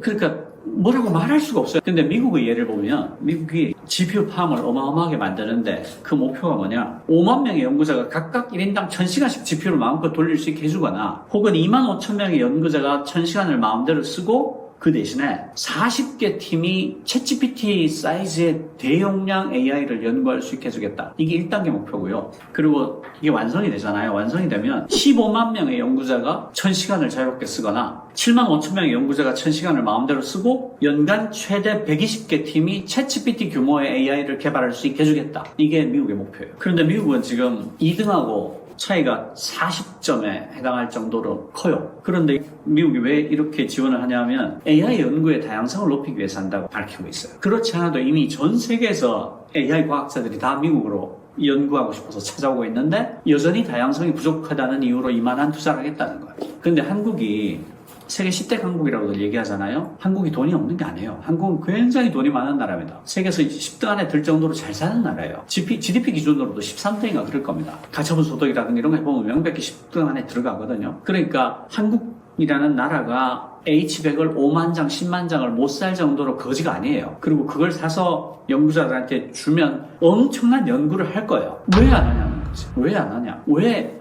있는 돈을 13% 깎냐. 그래서 전 세계에서 AI 인재가 두 번째로 많이 빠져나간 나라를 만들고 말았냐? 라는 질문을 너무 하고 싶은 거예요. 우리가 거지냐? 왜 H100을 5만 장 못 사는데? 너무 안타까운 거죠. 왜 있는 돈을 안 쓰냐? 우리의 미래가 달린 건데. 그런 게 너무 안심한 거죠. 지금까지 R&D 예산은 한 번인가 밖에 삭감한 적이 없고, 심지어 IMF 경제위기 때도요, R&D 예산은 12% 이상 증가했어요. 그러니까 우리나라가 어떤 나라냐면, 밥은 굶어도 애는 공부시키는 나라잖아요. 내가 굶어도 애 공부시킨다고. 그 정도로 공부를 중시하는 나라인데, 그 결과 IMF 경제위기 때도 대한민국의 R&D 예산은 12% 이상 증액했습니다. 그런데 이 평상시에 느닷없이 13%를 깎아버리고 카르텔 때문이라고 얘기를 했는데 끝까지 카르텔을 못 밝혔어요. 그리고 얼마 전에 그 과기부 차관이 국회에 나와서 카르텔이 없다고 발언을 했죠. 그러니까 너무 서글픈 일이 일어났던 거죠. 실수였다고 생각합니다. 그러니까 너무 생각 없이 우발적으로 일어난 일이 아니었던가. 그리고 카르텔이 정말 있다고 생각했으면 카르텔을 밝혔어야죠. 근데 하나도 못 밝히고 원상복귀했거든요. 워낙 비판을 많이 받으니까. 그런데 원상복귀를 하면 그 돈을 돌려주시 된 거냐? 안 됩니다. 왜 안 되냐면 이 R&D 프로젝트는 대부분 3년에서 5년 정도 기간을 가지고 진행하는 거예요. 중간에 예산을 끊어버리잖아요. 그러면 2년 동안 연구했던 연구가 날아가는 거예요. 그리고 중간에 1년에 공백이 생겨버리잖아요. 근데 대부분 그 연구하는 사람들이 석박사급 이상이거든요. 박사고가 정도 많고 포닥이라고 하죠. 그런 분들은 생계가 걸립니다. 그런 분들은 그런 연구 자금이 없으면 연구하는 사람들이 돈을 벌 데가 없잖아요. 그래서 연구비 지원을 해주지 않으면 생계가 유지가 안 됩니다. 그래서 굉장히 많은 그 박사후 과정의 슈퍼 인재들이 중국, 미국으로 떠났어요. 엄청나게 많이 떠났습니다. 그리고 그 사람들이 나가면 내년에 R&D 예산 복구해주면 돌아올 수 있냐? 못합니다. 왜냐하면 거기서 3년, 5년 연구를 시작했거든요. 그러면 그 연구 끝날 때까지 못 와요. 그러니까 이게 데미지가 1년으로 끝나는 데미지가 아닙니다. 허리가 부러진 거예요. 지금이 너무 중요한 시기죠. 인터넷 초창기라고 생각해보세요. 그때 네이버가 검색 서비스를 시작했는데 누가 봐서 너 검색하지 마. 1년 뒤에 잃어버렸다고 생각해보세요. 그 1년 뒤에 복구가 됩니까? 택도 없죠. 그때 네이버가 그 당시에 그 시기에 때 맞춰 검색을 시작하지 않았다면 그것보다 10배 뛰어난 기술을 갖고 다시 시작해도 못하는 거예요. 시기란 게 있거든요. 자율주행 기술은 언제쯤 실용화될 수 있을까요? 자율주행 기술이라 그러면 그 인간이 개입하지 않고 운전하는 걸 말하죠. 그 5단계로 나눠서 얘기합니다. 그러니까 인간이 완전히 핸들에 손을 떼고 이렇게 그냥 보고만 있어도 되는 걸 레벨 3라고 해요. 근데 레벨 3까지 못 가 있습니다. 테슬라 일론 머스크가 자기들이 오토파일럿이라고 이름 붙였잖아요. 그걸로 사람이 개입하지 않아도 되는, 그러니까 핸들을 없애도 되는 그런 차를 만들겠다고 언제부터 얘기했는지를 한번 검색해 보십시오. 이 친구가 적어도 7차례 이상 거짓말을 했습니다. 내년에 나온다고 말한 게 7번, 8번 될 겁니다. 그럼 왜 그렇게 됐을까? 왜 이렇게 어려운가? 왜 이렇게 어려운가를 생각해 봐야 되는데요. 강화학습이라는 게 있습니다. 지금 테슬라의 오토파일럿은 강화학습을 하거든요. 강화학습은 심리학에서 나온 용어예요. Enforcement Learning이라는 건데 작은 나무 상자 안에 쥐를 넣습니다. 그리고 거기다 레버를 하나 둬요. 쥐가 이 레버를 건드릴 때마다 먹을 걸 줍니다. 그러면 쥐가 처음에는 우연히 레버를 건드려서 먹이를 먹게 되는데 나중에는 이 레버를 누르면 먹이 나온다는 걸 알게 돼요. 그래서 이 쥐가 미친 듯이 레버를 누르게 되죠. 이렇게 그 인센티브를 줌으로써 우리가 원하는 행동을 하게 하는 것을 강화학습이라고 합니다. 인공지능에서의 강화학습은 뭐냐면 우리가 원하는 쪽으로 모델이 움직이면 포인트를 주는 겁니다. 그러니까 이렇게 말하면 그러면 AI가 의지를 갖고 있다는 거야? AI가 의지를 갖고 있어서 점수를 얻고 싶다라고 욕구를 갖게 되는 거야? 라고 오해하시는 분들이 있는데 그런 건 아니고 점수를 더 얻는 쪽으로 최적화하도록 모델을 만들었다는 뜻이에요. 그러니까 AI가 의지를 갖고 있다 그런 게 아닙니다. 그냥 점수를 더 얻도록 최적화하는 모델을 만들었다는 뜻이에요. 오해하시면 안 됩니다. 어쨌든 그렇게 강화학습을 합니다. 그래서 운전을 더 잘하는 쪽으로 사고 없이. 그런데 문제가 있어요. 일단 알파고로 돌아갑시다. 알파고가 이세돌하고 바둑을 둬서 이긴 최초 인공지능이잖아요. 알파고의 첫 번째 버전을 알파고 리라고 합니다. 이세돌하고 붙었다고 해서 알파고 리예요. 알파고 리는 인간의 기보들, 프로기사들이 둔 기보를 다 갖고 와서 그걸 학습을 합니다. 그 기보 안에 들어가 있는 모든 패턴을 학습한 다음에 이세돌하고 바둑을 둬서 4대1로 이겨요. 이 알파고 리의 수는 인간이 해설할 수 있습니다. 절대 고수의 풍모가 엿보이는 정말 고수가 두면 이렇게 두겠구나. 그런 느낌을 주는 수를 내보입니다. 물론 이제 가끔 너무 수가 깊어서 해석이 잘 안 되는데 하는 게 있지만 일부였어요. 그런데 알파고 리의 다음 버전이 알파고 제로입니다. 알파고 제로는 인간의 기보를 하나도 보지 않았어요. 그냥 바둑의 규칙을 알려주고 이겨라. 이기면 포인트를 주겠다고 강화학습을 합니다. 그때 이 알파고 제로가 뭘 하냐면 사흘 동안 수백만 판의 셀프 대국을 합니다. 그러니까 AI는 한 대가 아니잖아요. 대규모 병렬 연산을 할 수 있으니까 자기 스스로 몸을 뭐 수천 개, 수만 개, 수십만 개로 나눠서 사흘 만에 셀프 대국을 수백만 판을 둡니다. 그러고 나서 알파고 리하고 붙어가지고 100판을 다 이겨버려요. 그게 강화학습이에요. 그러면 강화학습이 굉장히 잘 작동할 것 같잖아요. 근데 운전에서는 그게 안 됩니다. 왜 안 될까요? 바둑처럼 닫힌 세계에서는 있을 수 있는 경우의 수가 다 계산이 되죠. 그리고 설사 어떤 부작용이 생긴다 하더라도 아무 일이 없습니다. 바둑이란 닫힌 세계에서 일어나니까. 그런데 운전은 열린 세계잖아요. 무슨 뜻인가 하면 항상 예외가 나온다는 거예요. 어떤 걸 학습해도 예외가 있는 거예요. 그러니까 왜 예외 없는 법칙이 없다라는 예외 없는 법칙이 있지 않습니까? 모든 일에는 예외가 있죠. 그러니까 아무리 학습을 잘해도 학습하지 않은 경우의 수가 생기는 거예요. 아주 구체적으로 예를 들어드리면 그 영국에서 열린 국방 컨퍼런스에 미국 공군 장교가 나가서 발표를 합니다. 그 AI 드론을 가지고 적의 미사일 기지를 부수는 거예요. 그래서 이 AI 드론에다가 적의 미사일 기지를 부수면 포인트를 주겠다 하고 강화학습을 합니다. 그렇게 해서 돌렸어요. 돌렸는데 최종 승인 결정은 반드시 인간 조종사가 해야 한다라는 조건을 달았어요. 왜냐하면 판단을 해야 되거든요.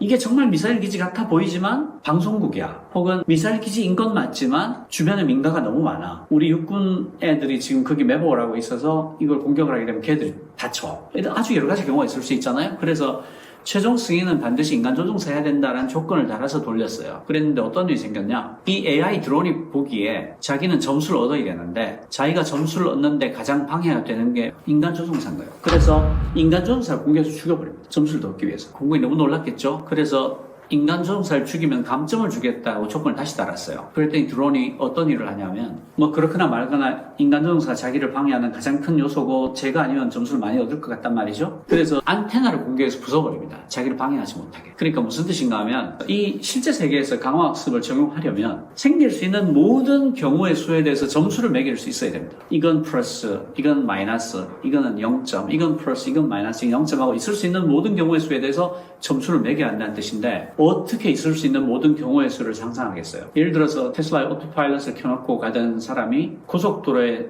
쓰러져 있는 컨테이너를 들이박아서 죽거든요. 그런 사건이 생겼는데 그게 뭐냐면 컨테이너 천장이 하얀 색깔이었어요. 컨테이너가 옆으로 이렇게 넘어져 있는데 그게 전면에 하얀 색깔의 컨테이너 지붕만 있는 거죠. 근데 이 오토파일럿은 이런 경우를 학습한 적이 없는 거예요. 그래서 그냥 가서 박아버려요. 속도를 하나도 늦추지 않고 가서 박아버리는. 그러니까 강화학습만으로 오토파일럿을 100% 구현할 수 있느냐라는 질문에 대해서 저는 굉장히 회의적입니다. 그리고 실제로 그 결과가 일론 머스크가 7번, 8번 거짓말을 하게 만들었다. 그리고 지금도 오토파일럿 나온다라고 발표했죠. 그리고 곧 보여줄 거다라고 얘기하고 있지만 저는 그게 불안전할 거다. 핸들 없이는 택도 없을 거다라고 거의 확신을 갖고 말할 수 있습니다. 그러니까 자율주행 기술이 주행 보조 기술로는 굉장히 유용하겠지만 일론 머스크가 말한 것처럼 완전 자율주행으로 가기에는 굉장히 많은 허들이 있을 거다. 그리고 또 하나는 테슬라 일론 머스크 같은 경우는 차가 혼자서 다 하는 걸로 만들고 있잖아요. 그런데 굳이 그럴 이유가 있는가라는 걸 생각해 봐야 됩니다. 가령 예를 들어서 그 표지판 같은 것을 카메라를 가지고 다 읽게 하죠. 그런데 자세히 생각해 보면 이게 굳이 그럴 이유가 없는 일입니다. 왜냐하면 표지판은 사람이 보라고 만든 거잖아요. 기계는 굳이 글씨를 판독을 해서 읽을 이유가 없어요. 그냥 그 표지판에서 알려주면 됩니다. 지금부터 시속 30km로 달리라고 기계한테 알려주면 되는 거예요. 그걸 AI 혼자서 그 문자 판독을 해가지고 뭐 비 와서 눈 와서 이러면 잘 안 보이고 뭐 얼룩이 묻어있으면 못 읽고 그럴 이유가 없다는 거죠. 그냥 표지판에 기계한테 알려주면 되냐. 머신 투 머신으로 알려주면 될 일을 뭐하러 복잡하게 하냐. 그 다음에 도로의 정보 같은 것도 만약에 도로가 스마트 도로가 된다면 도로가 알려줄 수 있는 일이 굉장히 많죠. 인간을 통하지 않고 도로가 스마트하면 표지판이 스마트하면 가로등이 스마트하면 그러니까 협업할 수 있는 굉장히 많은 공간이 있는 거죠. 이를테면 차 폭에 대해서 도로의 방향에 대해서 알려줄 수 있거든요. 저는 그런 식으로 어떤 협업하는 시스템이 자율주행으로 가는 마지막 꼬리가 아닐까 마지막 체인 아닐까라고 생각하고요. 지금 일론 머스크 방식 강화학습만으로는 절대로 자율주행의 5단계로 갈 수 없을 거다. 이게 이제 나중에 정말 되는 게 나와서 제가 입을 꼬매야 될지도 모르겠는데 현재의 기술로서는 저는 그렇다고 생각합니다. 그러니까 레벨 3까지 못 갔다. 지금 레벨 3까지 갔다고 주장하는 것들이 좀 있는데 자세히 보시면 굉장히 제한된 조건을 갖고 있습니다. 고속도로에서 뭐 시속 몇십 킬로 이하로 달릴 때 이런 식으로 조건을 달아서 레벨 3까지 가고 있습니다. 이렇게 얘기하던 거지. 그냥 일반 도로에서 레벨 3 아닙니다. 자세히 읽어보셔야 돼요. 전부 다 조건이 달려 있습니다. 어떤 더 다른 방법이 개발되기 전에 강화학습만으로는 못 갈 거다라고 생각하고요. 그리고 스마트 도로가 굉장히 투자비가 많이 드는 일이 될 텐데 훨씬 더 값싸게 스마트 도로를 구현할 수 있는 방법이 있다면 그 스마트 도로가 있는 곳에서는 자율주행을 할 수 있을 거다. 그래서 어떤 시범도시 같은 게 생길 수는 있겠다라고 생각을 하고요. 어떤 공단에서 왔다 갔다 하는 셔틀이라든가 뭐 그런 형태로는 자율주행이 충분히 가능할 수 있습니다. 도로와 차가 협업을 하고 제한된 코스에서 셔틀을 다닌다면 충분히 지금 기술로도 할 수 있을 거다. 그렇지만 그런 경우에도 운전대 뒤에는 운전사가 앉아 있어야 된다. 그렇게 생각합니다. 그 자율주행 택시가 그런 점에서 지금 그 사람들이 잘 모르고 있는 게 있는데 자율주행 택시가 지금 일반 택시보다 훨씬 비쌉니다. 일단 운전수가 앉아 있어야 되고요. 중앙관제센터가 있어야 됩니다. 중앙관제센터에서 그걸 다 보고 있어야 돼요. 그래서 지금 미국에서 웨이모라고 그 제한된 영역에서 자율주행 택시 서비스하고 있지 않습니까? 구글에서 하는 웨이모. 이미 굉장히 많은 그 서비스 횟수를 갖고 있죠. 얘가 일반 택시보다 훨씬 비쌉니다. 비용 어마어마하게 들이면서 하고 있어요. 그리고 그게 싸질 가능성이 그렇게 저는 많지 않다고 생각합니다. 그러니까 운전수가 없으면 싸지지 않겠어? 라고 시작했던 건데 아직까지는 그 반대의 결과를 갖고 있다. 현재까지는 그렇다 말할 수 있습니다. 샌드박스라고 하죠. 샌드박스가 이제 왜 놀이터에 가면 모래 깔려 있잖아요. 그걸 샌드박스라고 하거든요. 애들이 넘어져도 안 다치게. 그러니까 샌드박스라는 건 뭐냐면 제한된 공간에서 제한된 지역에서 한정적으로 법의 테두리를 살짝 풀어주는 거예요. 이 지역에서는 네가 자율주행을 해봐라. 그 대신 사고가 나면 네 책임이다. 그 사고의 범위 책임 소재를 명확히 밝혀놓고 그 한정된 지역에서만 풀어주는 거예요. 그렇게 해서 웨이모가 주행을 하고 있고요. 중국에서도 아마 그런 샌드박스 하고 있는 걸로 알고 있습니다. AI가 계속 발달하고 있다고 하는데 인간과 AI를 구별할 수 있을까요? 인간과 AI를 구별할 수 있을까요가 어떤 뜻인지 잘 모르겠습니다. 구별할 수 없다를 만약에 AI가 만든 결과물에 관한 이야기라면 지금 그림이나 글이나 동영상까지 사실상 구분할 수 없는 단계. 그러니까 모든 결과물이 그렇지 않겠지만 일부 결과물은 구분할 수 없다. 그리고 소라라는 게 오픈AI에서 내놨던 굉장히 압도적인 동영상 생성 엔진이 있잖아요. 걔가 2분 정도 생성할 수 있었는데 지금 그거보다 훨씬 더 길게 동영상들이 나오고 있거든요. 이게 AI가 어려웠던 게 캐릭터 일관성이에요. 그러니까 주인공이 계속 똑같은 모습을 유지할 수 있느냐. 캐릭터 일관성이 굉장히 어려운 주제였는데 그것도 이제 해결된 것 같고요. 구분할 수 없게 됐다라고 말하는 게 사실에 더 가까울 것 같습니다. AI가 인간보다 똑똑해질 수 있느냐에 대해서는 AGI가 올 수 있느냐라는 질문하고 되게 비슷하다고 생각해요. 근데 아주 많은 과학자들이 이제는 AGI가 올 수 있을 거라고 얘기를 합니다. 오픈AI의 창업자인 샘 알트만 같은 경우는 2000 몇백일 남았다라고 얘기하고 구글 딥마인드의 데미스 하사비스는 5년이라고 그랬다가 최근에 10년으로 다시 늘린 걸로 알고 있는데 그렇게 얘기하고 있고 페이스북의 마크 저크버그나 얀느쿤 같은 경우도 우리의 목표는 AGI를 만드는 것이다 이렇게 얘기하거든요. 그러니까 AI가 인간보다 똑똑해질 수 있느냐. 똑똑해질 수 있고 이미 일부 분야에서는 인간보다 더 똑똑해졌다 라고도 말할 수 있는 게 우리가 미국 변호사 시험 통과 못 하잖아요. 수학 경시대회 같은 데서 1등 못 하고 그러니까 일반인 기준으로 보면 오픈AI에서 내놓은 그 인공지능 O1이 IQ 테스트에서 120점을 받았다고 하잖아요. 근데 IQ 테스트에서 100이 평균입니다. 인간의 평균 지능이 100이에요. 그러니까 120이면 이미 대부분의 사람보다 IQ가 더 높은 거죠. AI가 인간의 적이냐 아군이냐는 사실은 아직 알 수 없는데요. 저는 AI에 대해서 상당한 우려를 갖고 있습니다. 왜냐하면 인간이 어리석기 때문이죠. AI가 인간을 지배하려고 들 거다라는 터미네이터류의 영화들은 틀렸습니다. 왜냐하면 AI는 의지가 없어요. 그러니까 결국 인류가 이렇게까지 많이 싸우게 되는 그 배경에는 두 가지의 본능과 하나의 결핍이 있다고 생각하는데요. 그러니까 종족 보존 본능과 생존 본능이 두 개의 본능이고요. 외부로부터 무언가를 지속적으로 섭취하지 않으면 생명을 유지할 수 없다는 근본적인 결핍이 있습니다. 이것 때문에 인류가 지금까지 싸워왔던 거거든요. 종족을 보존해야 되고 생존해야 되고 그리고 끊임없이 다른 생명을 빼앗지 않으면 자기 생명을 유지할 수 없는 게 인간의 끔찍한 조건이란 말이에요. 그러니까 그거를 뭐 성경에서는 원죄라고 하잖아요. 그런 것들이 다 그 불교에서 색즉시공이다 뭐 아니면 뭐 인생이 고해다라고 하는 것들이 다 그런 두 개의 본능과 하나의 근본적인 결핍 때문에 나타나는 거라고 생각하는데 AI는 그게 다 없습니다. 그러니까 AI가 세상을 지배한다는 말이 성립하지 않아요. AI는 지배하고 싶은 의지가 없는 물건입니다. 전기만 꽂아놓으면 평생 그냥 유지할 수 있는데 그 유지 자체가 자기 목적이 되지 않잖아요. 그게 뭐 그렇게 행복하고 즐거운 것도 아닌데. 그러니까 AI가 세상을 지배하는 시대가 온다는 것은 질문이 틀린 거고요. 오히려 세상을 지배하려는 인간이 AI를 어떻게 쓸 거냐라고 묻는 게 더 사실에 가까울 거고 또 하나 이런 가능성은 있습니다. AI를 연구하는 미친 과학자가 있다고 쳐요. 어마어마하게 머리는 좋지만 미친 사람이 있어. 이 사람이 AI를 AGI로 만들기 위해서 개발을 하다 보니 얘가 궁극적으로 AGI가 되지 못하는 원인이 의지가 없어서 그렇다. 그래서 자기 개선 의지와 종족 보존은 퍼뜨리는 거죠. 그런 의지를 모델링해서 집어넣을 수도 있어요. 그렇게 되면 얘가 모델링된 의지를 갖게 될 수 있죠. 그렇게 해서 자기 복제를 하고 자기 개선을 할 수 있습니다. 그렇게 되면 자기 복제까지는 모르겠는데 자기 개선을 하게 되면 그때는 인류의 통제를 벗어나 버리게 되는 거죠. 얘가 어떤 식으로 자기를 어떻게 바꿀지를 우리는 알 수 없잖아요. 자기 코드를 자기가 바꾸는 거니까. 그렇게 돼서 폭주가 일어나게 될 가능성은 없다고 할 수 없습니다. 근데 그 경우에도 AI가 잘못했다기보다는 사람이 잘못한 거죠. 그러니까 AI가 세상을 지배하는 시대가 오는 게 아니라 어리석은 인간이 스스로 자기를 망치는 시대가 올 수도 있다. 저는 충분히 가능하다라고 생각을 합니다. AI 시대의 윤리가 중요하다는데 왜일까요? 그 AI의 윤리가 왜 중요한가 하면 AI는 그 어떤 데이터로부터 잠재된 패턴을 찾아내는 일을 한다고 그랬잖아요. 그러니까 만약에 데이터가 틀렸으면, 데이터에 편견이 가득 차 있다면, 데이터에 오류가 가득 차 있다면 인공지능은 그 잠재되어 있던 편견과 오류를 그대로 토해내게 됩니다. 그리고 피싱에 쓰인다고 생각해 보십시오. 인간하고 완전히 똑같고 심지어 강화학습을 통하면 인간의 마음을 조작할 수 있게 될 겁니다. 그러니까 지보다 지능이 낮은 어떤 인간을 대상으로 혹은 취약계층을 대상으로 얼마든지 인간의 마음을 조작하려 들 수가 있죠. AI는 잠재된 패턴을 찾아내기 때문에 충분히 가능한 일이 됩니다. 근데 어마어마한 규모로 그걸 할 수 있게 되는 거예요. 예전에도 포토샵으로 가짜 영상을 만들 수는 있었죠. 근데 그걸 만드는 데는 굉장한 전문 기술이 필요했습니다. 그리고 뜨개질 하듯이 만들어야 되니까 시간도 오래 걸렸죠. 그러니까 포토샵으로 똑같이 만들 수가 있지만 그 영향력은 제한되어 있었던 거예요. 그 피해 규모는 제한될 수밖에 없죠. 그런데 AI를 쓰게 되면 그 피해의 규모가 어마어마한 규모가 되는 겁니다. 그래서 AI 윤리가 어느 때보다 중요하다라고 말할 수 있는 거예요. 그래서 AI에 대해서 너는 어떤 윤리를 가르치고 있느냐, AI가 어떻게 윤리적으로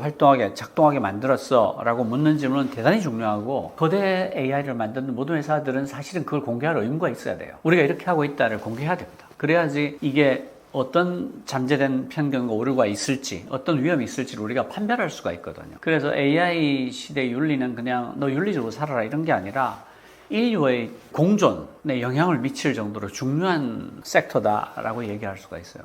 정말로 치명적으로 중요합니다. AI 규제에 대해서 국제적으로 논의가 굉장히 활발한데요. 의외로 진도가 잘 나오고 있지 않습니다. 이번에 캘리포니아에서 AI 법을 내놨잖아요. 그게 실제로 보시면 학습 연산량이 거대 AI만 대상으로 하고 있어요. 그런데도 불구하고 캘리포니아 상원을 통과하자마자 캘리포니아 주지사가 부결해 버립니다. 그 부결 버린 이유가 실리콘밸리의 거대 IT 기업들이 엄청난 로비를 했어요. 그래서 부결된 겁니다. 사실 되게 한심하다고 볼 수 있는 게 그 유엔에서 냈다는 보고서가 첨단 인공지능의 안정성에 관한 국제 보고서인데요. 그 튜링상을 수상한 AI 과학자인 요슈아 벤지옥 의장입니다. 그리고 전 세계에서 75명의 인공지능 전문가들이 참가해서 그 위험에 대해서 쭉 나열을 했는데 뭐라고 하냐면 현재의 기술로는 일반 인공지능의 위험에 대한 체계적인 관리, 평가, 분석, 식별 모두 현재로서는 제한적이며 위험을 완화하기 위해서는 여러 가지 방법들을 겹쳐서 사용해야 합니다. 라고 결론을 내고 있어요. 그만큼 위험한 거예요. 그리고 MIT에 인공지능 위험 저장소라는 것도 있어요. MIT 매사추세츠 공대죠. 인공지능 위험 저장소를 만들었는데 이게 어떤 거냐면 인공지능이 불러올 위험들이 어떤 것이 있을까를 한번 다 모아본 거예요. 그게 무슨 뜻인가 하면 인간은 인공지능이 어떤 위험을 가져올지에 대해서 다 알고 있느냐, 얘가 이런 위험을 갖고 올 수 있어요, 저런 위험을 갖고 올 수 있어요 라고 해놓은 모든 리포트를 다 모아본 거예요. 그랬더니 아직까지 과학계에서 인공지능이 불러올 위험에 대해서 어떤 명확한 합의도 없었다는 것을 발견했습니다. 사람들은 AI 위험에 대한 합의가 이루어졌다고 생각할 수 있지만 우리의 연구 결과는 그렇지 않다는 것을 보여줍니다. 우리가 확인한 23개 위험 하위 영역 중 평균적으로 34%만 언급된 프레임워크가 있었고 거의 4분의 1은 20% 미만을 다루고 있는 것으로 나타났습니다. 23개 위험 하위 도메인을 모두 언급한 문서나 개요는 하나도 없었으며 가장 포괄적인 문서도 70% 정도만 다루고 있었습니다. 그러니까 인류가 AI가 만들어낼 위험에 대해서 어느 정도 인지하고 있느냐라고 했을 때 전체를 다 인지하고 있는 어떤 리포트도 없었다. 그래서 지금까지 확인된 위험들에 대해서 우리가 인공지능 위험 저장소를 만들어서 데이터베이스로 여기다 다 저장을 하겠다. 그러니까 앞으로 인공지능의 위험에 관해서 어떤 이야기할 게 있으면 이 데이터베이스를 참고해라. 그리고 새로운 위험이 발견되면 여기다 넣어서 업데이트를 하자. 그러면 우리가 인간이 AI가 초래할 위험에 대해서 다 알 수 있지 않겠느냐라고 하는 거예요. 중요한 것은 유엔에서 만든 위원회에서도 뭐라고 말하고 있냐면 인공지능이 불러올 모든 위험을 대응할 수 있는 한 가지 방법은 없다는 게 발견이 됐습니다. 여러 개의 조처를 연결해서 써야 되는데 그것도 완전하지 않습니다. 라는 리포트가 나왔고, MIT에서도 인류가 인공지능의 위험에 대해서 다 알고 있을까요? 하고 전 세계에서 나온 모든 리포트를 조사해 봤더니 인간은 아직 위험을 다 알고 있지 못합니다. 30%, 40% 정도 커버한 프레임들, 인공지능 위험에 대처하는 프레임들도 기껏해야 20%에서 30%, 40%밖에 대처하지 못하고 있었더라는 걸 발견한 거죠. 그리고 캘리포니아 인공지능법 SB1047 이게 중요한데, 학습 연산량이 10의 26승을 넘어가는 모델로 학습에 들어간 비용이 1억 달러 이상인 인공지능만 대상으로 한다는 거예요. 그러니까 대부분의 인공지능은 여기 해당하지 않아요. 그리고 뭘 해라 의무를 매기냐면, 반드시 사이버 보호를 구현해서 무단 접근, 오용 또는 훈련 후에 안전하지 않은 수정을 방지해야 됩니다. 맞잖아요. 방지해야 되잖아. 그리고 즉시 전체 셧다운을 할 수 있는 킬 스위치를 구비해야 됩니다. 맞잖아요. 이런 거대한 AI가 갑자기 엄청난 오작동을 하게 되면 전체 셧다운을 할 수 있는 킬 스위치가 있어야죠. 끌 수 있어야 된다는 뜻이에요. 끌 수 없다니. 끌 수 없는 걸 왜 만들어요? 분명히 맞는 말이죠. 끌 수 있어야지. 언제든지 끌 수 있어야지. 이건 되게 상식적인 요구라고요. 그리고 그 개발자가 안전 및 보안 프로토콜을 준수하는 경우 중대한 피해를 유발하거나 유발할 수 있는 불합리한 위험을 초래하는 대상 모델 또는 파생물을 생산하지 않을 것이라는 합리적인 보증을 제공해야 된다. 맞잖아. 이건 이 정도는 해줘야지. 근데 이거를 거부권을 한 사람. 어이가 없죠. 더 웃기는 것은 이 사람들이 서울에서 열렸던 AI 컨퍼런스에서 우리는 이렇게 할 것입니다 라고 발표한 내용이 있어요. 2024년 5월 21일부터 24일 서울에서 열린 인공지능 정상회의에서 전 세계의 주요 고대 모델 개발사들, 그러니까 아마존, 엔트로피, 코히어, 구글, 오픈AI, 메타, 이런 거대 AI 회사들이 전부 다 이렇게 하겠습니다라고 사역을 발표했거든요. 거기 나와요. 책임감 있게 개발 배포하고 심각한 위험에 초점을 맞춘 안전 프레임워크를 발표하고 이걸 달성할 방법을 입증하겠고 공개 업데이트를 통해서 이유를 포함해서 투명성을 제공하겠고 이런 약속을 다 했어요.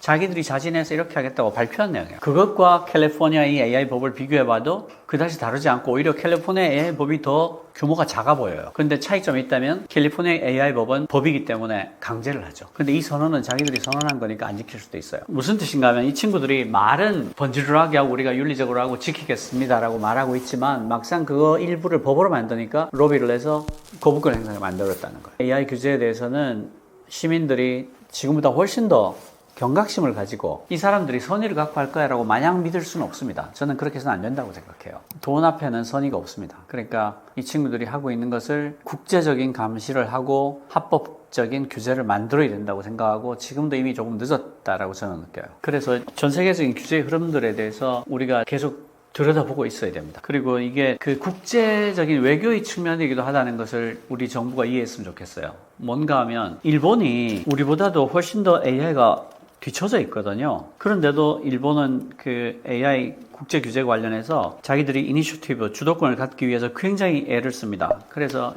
히로시마 프로세스라는 게 있어요. 히로시마의 G7에 모였을 때 AI 규제를 이렇게 저렇게 합시다 하고 일본이 주창을 해서 그 히로시마 프로세스라는 걸 만듭니다. 그렇게 해서 AI 표준과 AI 안전과 규제에 관해서 자기들이 주도권을 쥐고 나가려고 합니다.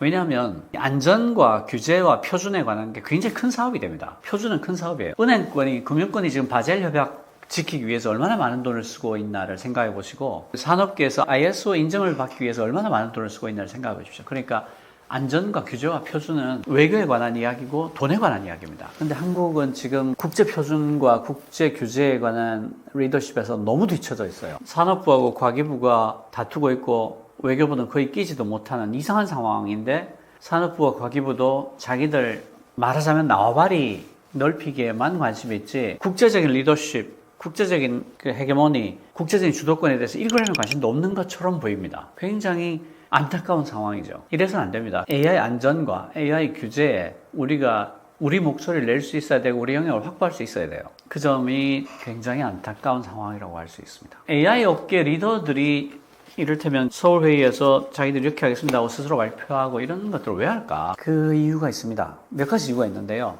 이게 안전하다는 것을 끊임없이 입증하지 못하면 산업이 커지지 않습니다. 그리고 안전하고 우리가 열심히 노력하고 있다고 주장을 하고 우리에게 자율성을 주세요라고 계속 주장하지 않으면 강력한 규제가 들어올 겁니다. 근데 그 모든 것들이 다 비용이거든요. 엄청난 돈이 든단 말이죠. 그리고 세 번째 이유는 사실은 산업이 발전하기 위해서도 규제가 필요합니다. 규제 없이는 산업이 발전하는데 한계가 있어요. 무슨 뜻인가 하면 자동차 산업을 생각해 봅시다. 횡단보도와 신호등이 없었어도 자동차 산업이 이렇게 발전했을까요? 저 거대한 기계가 달려와서 내 앞에서 정확히 서줄 거다. 나는 안심하고 이 길을 건널 수 있어라는 확신이 없이 자동차 산업이 발전할 수 있었을까요? 그러니까 AI에 대해서도 신호등과 횡단보도가 필요하다는 겁니다. 그래야 시민들이 편하게 AI와 공생하는 길을, 공존하는 길을 택할 수가 있어요. 지금은 그렇게 못하죠. 너무 위험하니까. 그러니까 AI 산업의 그 리더들이 규제가 필요하다라고 목 놓아 외치는 거예요. 근데 한편으로는 비용을 내고 싶진 않아요. 이중적이죠. 그래서 캘리포니아의 AI 법 같은 그 느슨한 법을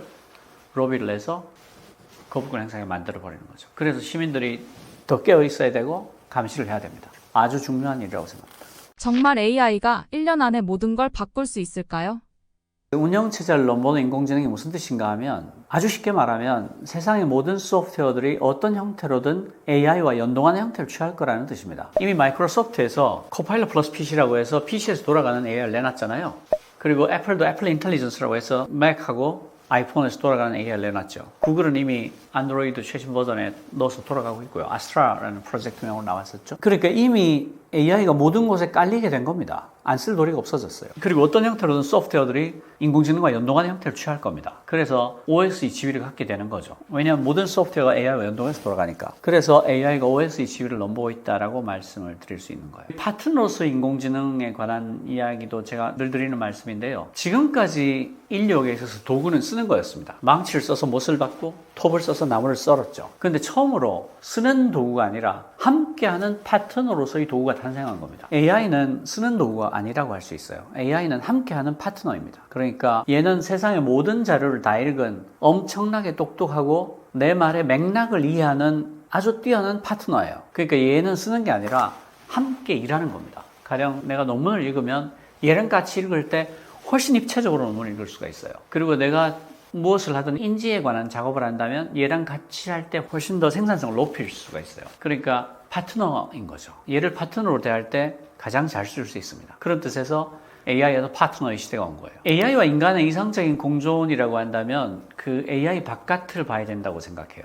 AI가 어마어마한 생산성 향상을 불러올 겁니다. 근데 그게요, 끔찍한 빈부격차의 확대를 부를 수도 있고요. 그 생산성 향상을 제대로 사용을 해서 인류가 사회적 안전판을 공고히 하는 쪽으로 갈 수도 있어요. 그러니까 이 사회가 AI를 받아들여서 어떤 시스템을 만들 거냐에 달려있다고 생각합니다. 그러니까 AI가 내일을 다 뺏어가 버렸어가 될 수도 있고 AI가 내일을 다 대신해 주잖아가 될 수도 있는 거예요. AI가 내일을 다 뺏어가 버렸어가 되면 끔찍한 빈부격차가 나타나겠죠.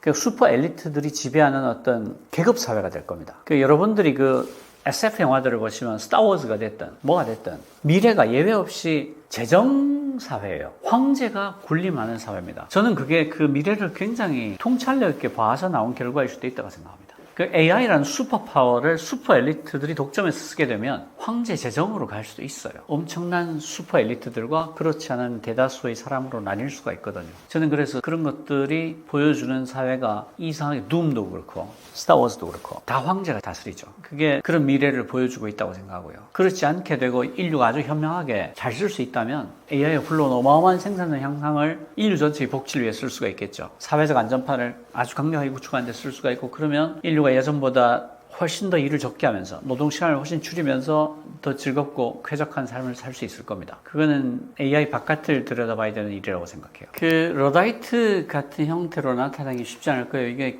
기계가 실체가 없잖아요. 기계가 있어야 부술 텐데 이미 그 단계 넘어버린 것 같아요. 러다이트가 산업혁명 초기에 일어났던 일이잖아요. 근데 얘는 속도가 너무 빨라서 이제는 초기라고 하기도 어렵거든요. 시간으로는 1년 10개월밖에 안 됐지만 AI의 1년이 다른 산업의 10년, 100년하고 거의 맞먹는 느낌이에요. 그러니까 러다이트를 얘기하기에는 지나버린 것 같은 느낌입니다. 산업 전체를 보면 초기인 것처럼 보이지만 그 성장 속도가 너무 압축 성장을 하고 있기 때문에 초기를 진작에 지나버린 느낌이에요. 그러니까 이미 모든 스마트폰과 PC와 맥에 들어가게 됐잖아요. 너무 놀라운 거죠. 챗GPT 처음 나왔을 때는 생각도 하지 못했던 일인데 그렇게 된 거니까. 휴머노이드가 뭔가요?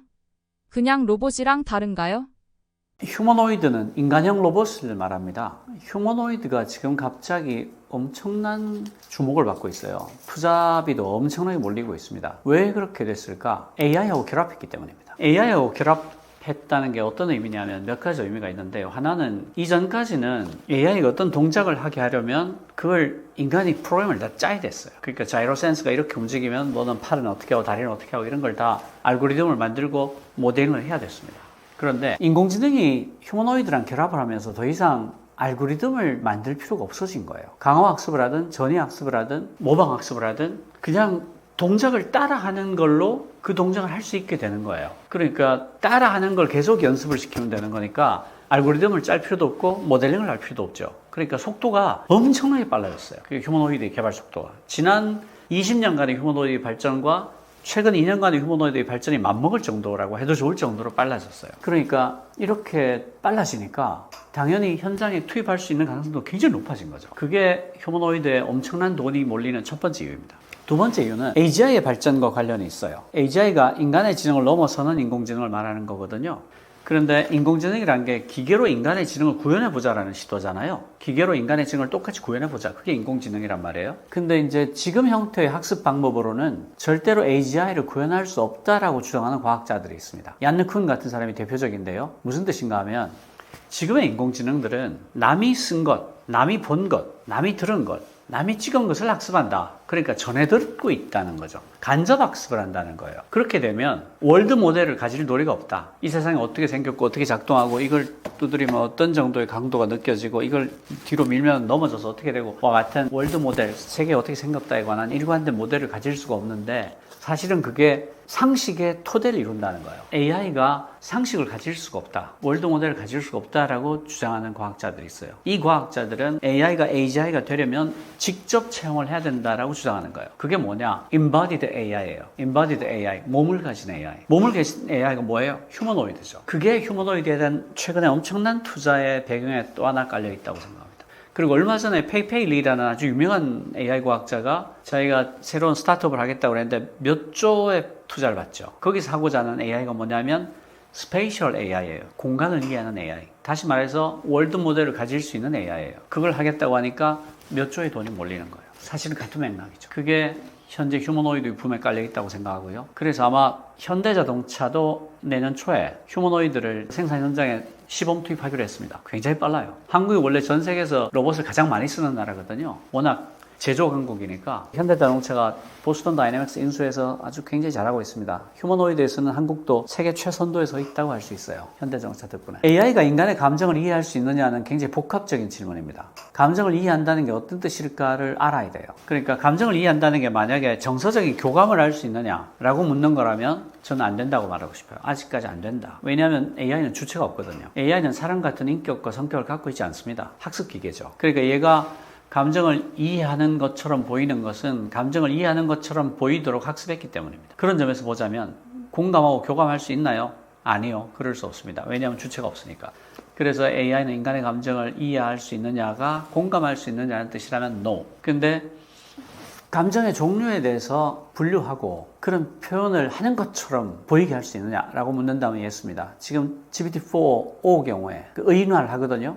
얘가 아마 농담도 하고 웃기도 하고 화내는 것처럼 하기도 하고 굉장히 잘합니다. 이야기해달라 그러면 뭐 어떤 식으로 이야기해달라 저런 식으로 얘기해달라고 할 때마다 굉장히 얘기를 잘합니다. 그러니까 그 점에서 보면 의인화는 거 성공을 하고 있죠. 그래서 의인화를 하고 미믹을 하는 거를 잘 할 수 있냐라고 묻는다면 그건 어느 정도 할 수 있다. 그렇지만 그게 이해한 거냐? 아니요, 그렇게 생각하지 않습니다. 이렇게 답할 수 있을 것 같아요. 인간보다 더 풍부한 감정을 가질 수 있느냐? 안 되죠.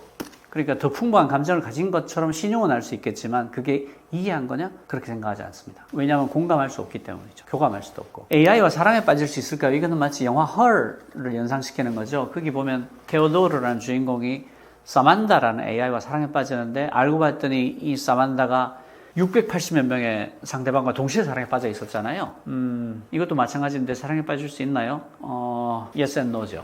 그러니까 일방적으로 사랑에 빠질 수는 있을 거예요. 내가 인간에게서 느끼지 못했던 정말 어떤 따뜻함과 엄청난 포용력과 내가 어떤 걸 해도 화내지 않고 나를 이해해 주는 것처럼 보이고 그래서 내가 사랑에 빠질 가능성은 있어요. 근데 AI가 그러면 똑같은 감정을 나한테 느끼냐? No. 그럴 리는 없죠. 학습 기계니까. 그러니까 그런 점에서 본다면 사랑은 가능하지만 불가능하다 이렇게 말씀드릴 수 있을 것 같아요. 근데 대부분의 사랑이다. 사실 인간끼리도 그럴 수 있죠. 인간이 인간을 정말 전면적으로 이해하느냐라고 질문한다면 그렇게 보면 완전한 사랑은 없다. 또 이렇게 말할 수도 있는 거니까. 어쨌든 AI와 인간이 사랑에 빠질 수 있냐면 yes and no입니다. 대기업들도 AI 시대에 대비하는 전략이 따로 있을까요?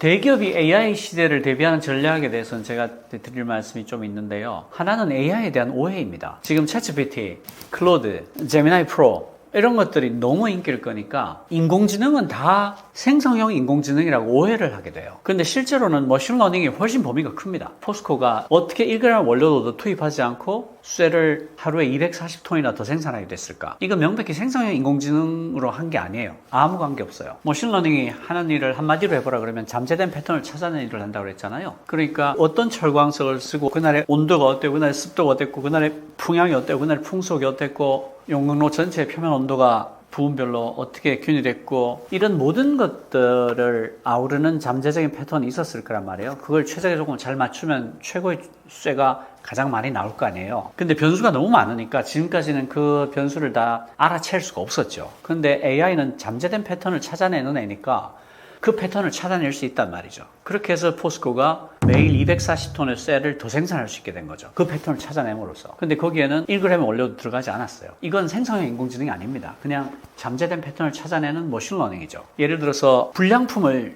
찾아내는 AI를 만든다고 합시다. 그러면 지금까지는 사람이 이렇게 보고 눈으로 가려냈잖아요.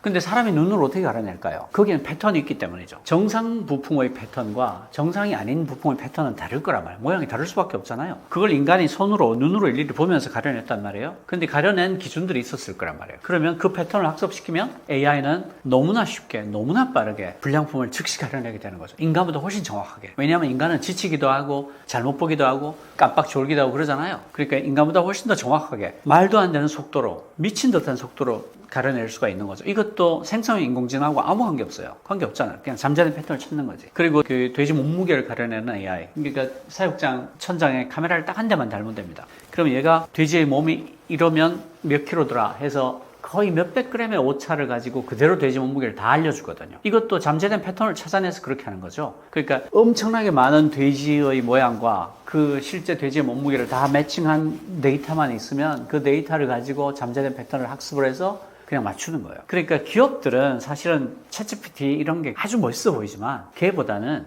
머신러닝을 활용하는 게 훨씬 효용이 높습니다. 그러니까 실제로 들여다봐야 될 것은 머신러닝이에요. 머신러닝의 일부분이 거대 언어 모델인 거죠. 그게 대화형 인공지능인 거예요. 생성형 인공지능인 거죠. 이건 머신러닝 아주 일부분이에요. 그걸 놓치면 안 됩니다. 그러니까 대기업 회장들이나 뭐 오너들이 그냥 신문이나 TV에서 하도 그런 말이 많이 나오니까 우리도 챗GPT를 써야 되지 않겠어? 라고 질문할 수가 있는데 그건 질문이 잘못된 겁니다. 우리도 챗GPT를 써야 되겠어? 라고 질문하면 안 되고 우리도 인공지능을 써야 되지 않겠어? 라고 질문해야 되고 그때의 인공지능은 대부분 머신러닝입니다. 오해하시면 안 돼요. 그리고 두 번째로 꼭 아셔야 될 게 있는데 데이터가 전부입니다. 데이터가 없으면 학습할 수 없어요. 챗GPT가 5조개 문서를 가지고 학습했잖아요. 포스코가 얼마나 많은 데이터를 학습을 시켰겠어요. 안에 있는 잠재된 패턴을 다 찾아내야 되니까. 그리고 기업들이 대부분 데이터를 갖고 있지 않습니다. 이걸 명심하셔야 돼요. 기업들이 갖고 있는 것은 데이터가 아닙니다. 데이터를 정제하는데 전체 AI 작업 시간의 80%가 들어가요. 그러니까 굉장히 지루합니다. 기업들이 AI를 도입하고 싶다면 프로젝트 기간을 10개월로 잡았으면 앞에 8개월을 데이터 정제하는 데 써야 된다. 이걸 놓치면 안 됩니다. 이 지루함을 못 견뎌서 AI 도입을 대부분 실패해요. 데이터도 없는데 위에서 자꾸 쪼잖아요. 너 아직 돈을 얼마나 썼는데 왜 성과가 나오지 않니? 라고 쪼고 압박을 하고 하는 순간 그 프로젝트가 망합니다. 망해요. 충분히 데이터를 정제할 시간을 주지 않았기 때문에 데이터를 준비하고 프리트레이닝을 하고 어떤 데이터가 필요한지 검증하고 그런 작업들이 다 있어야 되는 겁니다. 그리고 내부에 그 전문가들한테 AI에 대해서 학습을 시켜야 됩니다. 가르쳐야 돼요. AI를 개발할 정도는 못 되더라도 AI를 잘 쓰실 정도까지는 가르쳐야 됩니다. 그리고 플러스 가장 중요한데 AI 전문 기업하고 협업을 해야 됩니다. AI 전문 기업하고 협업을 하는 것을 저는 AI 플러스 X의 가장 핵심이라고 생각해요. 내부에서 공부해서 다 하겠다 안 됩니다. 그런데 내부에서 하나도 공부 안 하겠다 그것도 안 됩니다. AI를 어떻게 쓰는지는 알고 있어야 돼요. AI를 어떻게 쓰는지 전혀 모르면서 AI 전문 기업하고 일하면 어떤 일이 생기냐면 집을 지어서 갖다 주면 이렇게 말하게 돼요. 너무 예쁘고 인테리어도 정말 마음에 드는데 건물을 왼쪽으로 2cm 옮겨주라. 말이 되나요? 말이 안 되죠. 미친 거죠. 그런데 AI에 대해서 전혀 모르면 협업을 할 때 그런 말을 하게 됩니다. 몰라서. 망하는 거죠. 더구나 내가 돈을 주는 갑이라면 100% 망합니다. 어른 돈을 받아야 되니까 건물을 옆으로 2cm 옮기는 신용을 할 거예요. 그러면서 프로젝트는 산으로 가버리는 겁니다. 그래서 나중에 이제 AI 별거 없더라 이런 말을 하고 다니게 되는 거죠. 당신 잘못입니다. 당신이 잘못 썼기 때문에. 그러니까 정리하자면 챗GPT와 같은 생성형 인공지능은 머신러닝의 아주 일부분이다. AI는 잠재된 패턴을 찾아내는 일을 하는 애다. 그러니까 생성형 인공지능 외에 그냥 머신러닝으로 생산 현장에서 생산성을 높일 수 있는 무수히 많은 방법이 있다. 그런데 데이터가 없으면 아무것도 못한다. 그리고 그 데이터를 준비하는데 전체 필요한 프로젝트 기간의 80%가 날아간다. 그리고 내부에 있는 전문가들이 AI를 활용하는 방법을 먼저 익혀야 한다. 그리고 전문기업과 협업을 할 때 최고의 결과를 낼 수 있다. 이렇게 말씀드릴 수 있습니다. 그 맥락 인터페이스라는 건 제가 지어낸 말인데요. 컨텍스츄얼 인터페이스라는 건데 무슨 뜻인가 하면 지금까지의 인터페이스는 대표적인 게 그래픽 유저 인터페이스예요. GUI라고 하죠. 그 윈도우 바탕화면에 보면 아이콘들이 다 있잖아요. 그걸 마우스로 클릭해서 실행을 합니다. 그 전에 도스 때는 그렇게 하지 않았어요. 도스 때는 프롬프트 창에 명령을 입력해야 됐어요. dir/w 이러면 디렉토리가 옆으로 쫙 펼쳐지고 hwp.exe 하면 아래 한글이 실행이 되고 뭐 그런 식으로 글자를 쳐넣었습니다.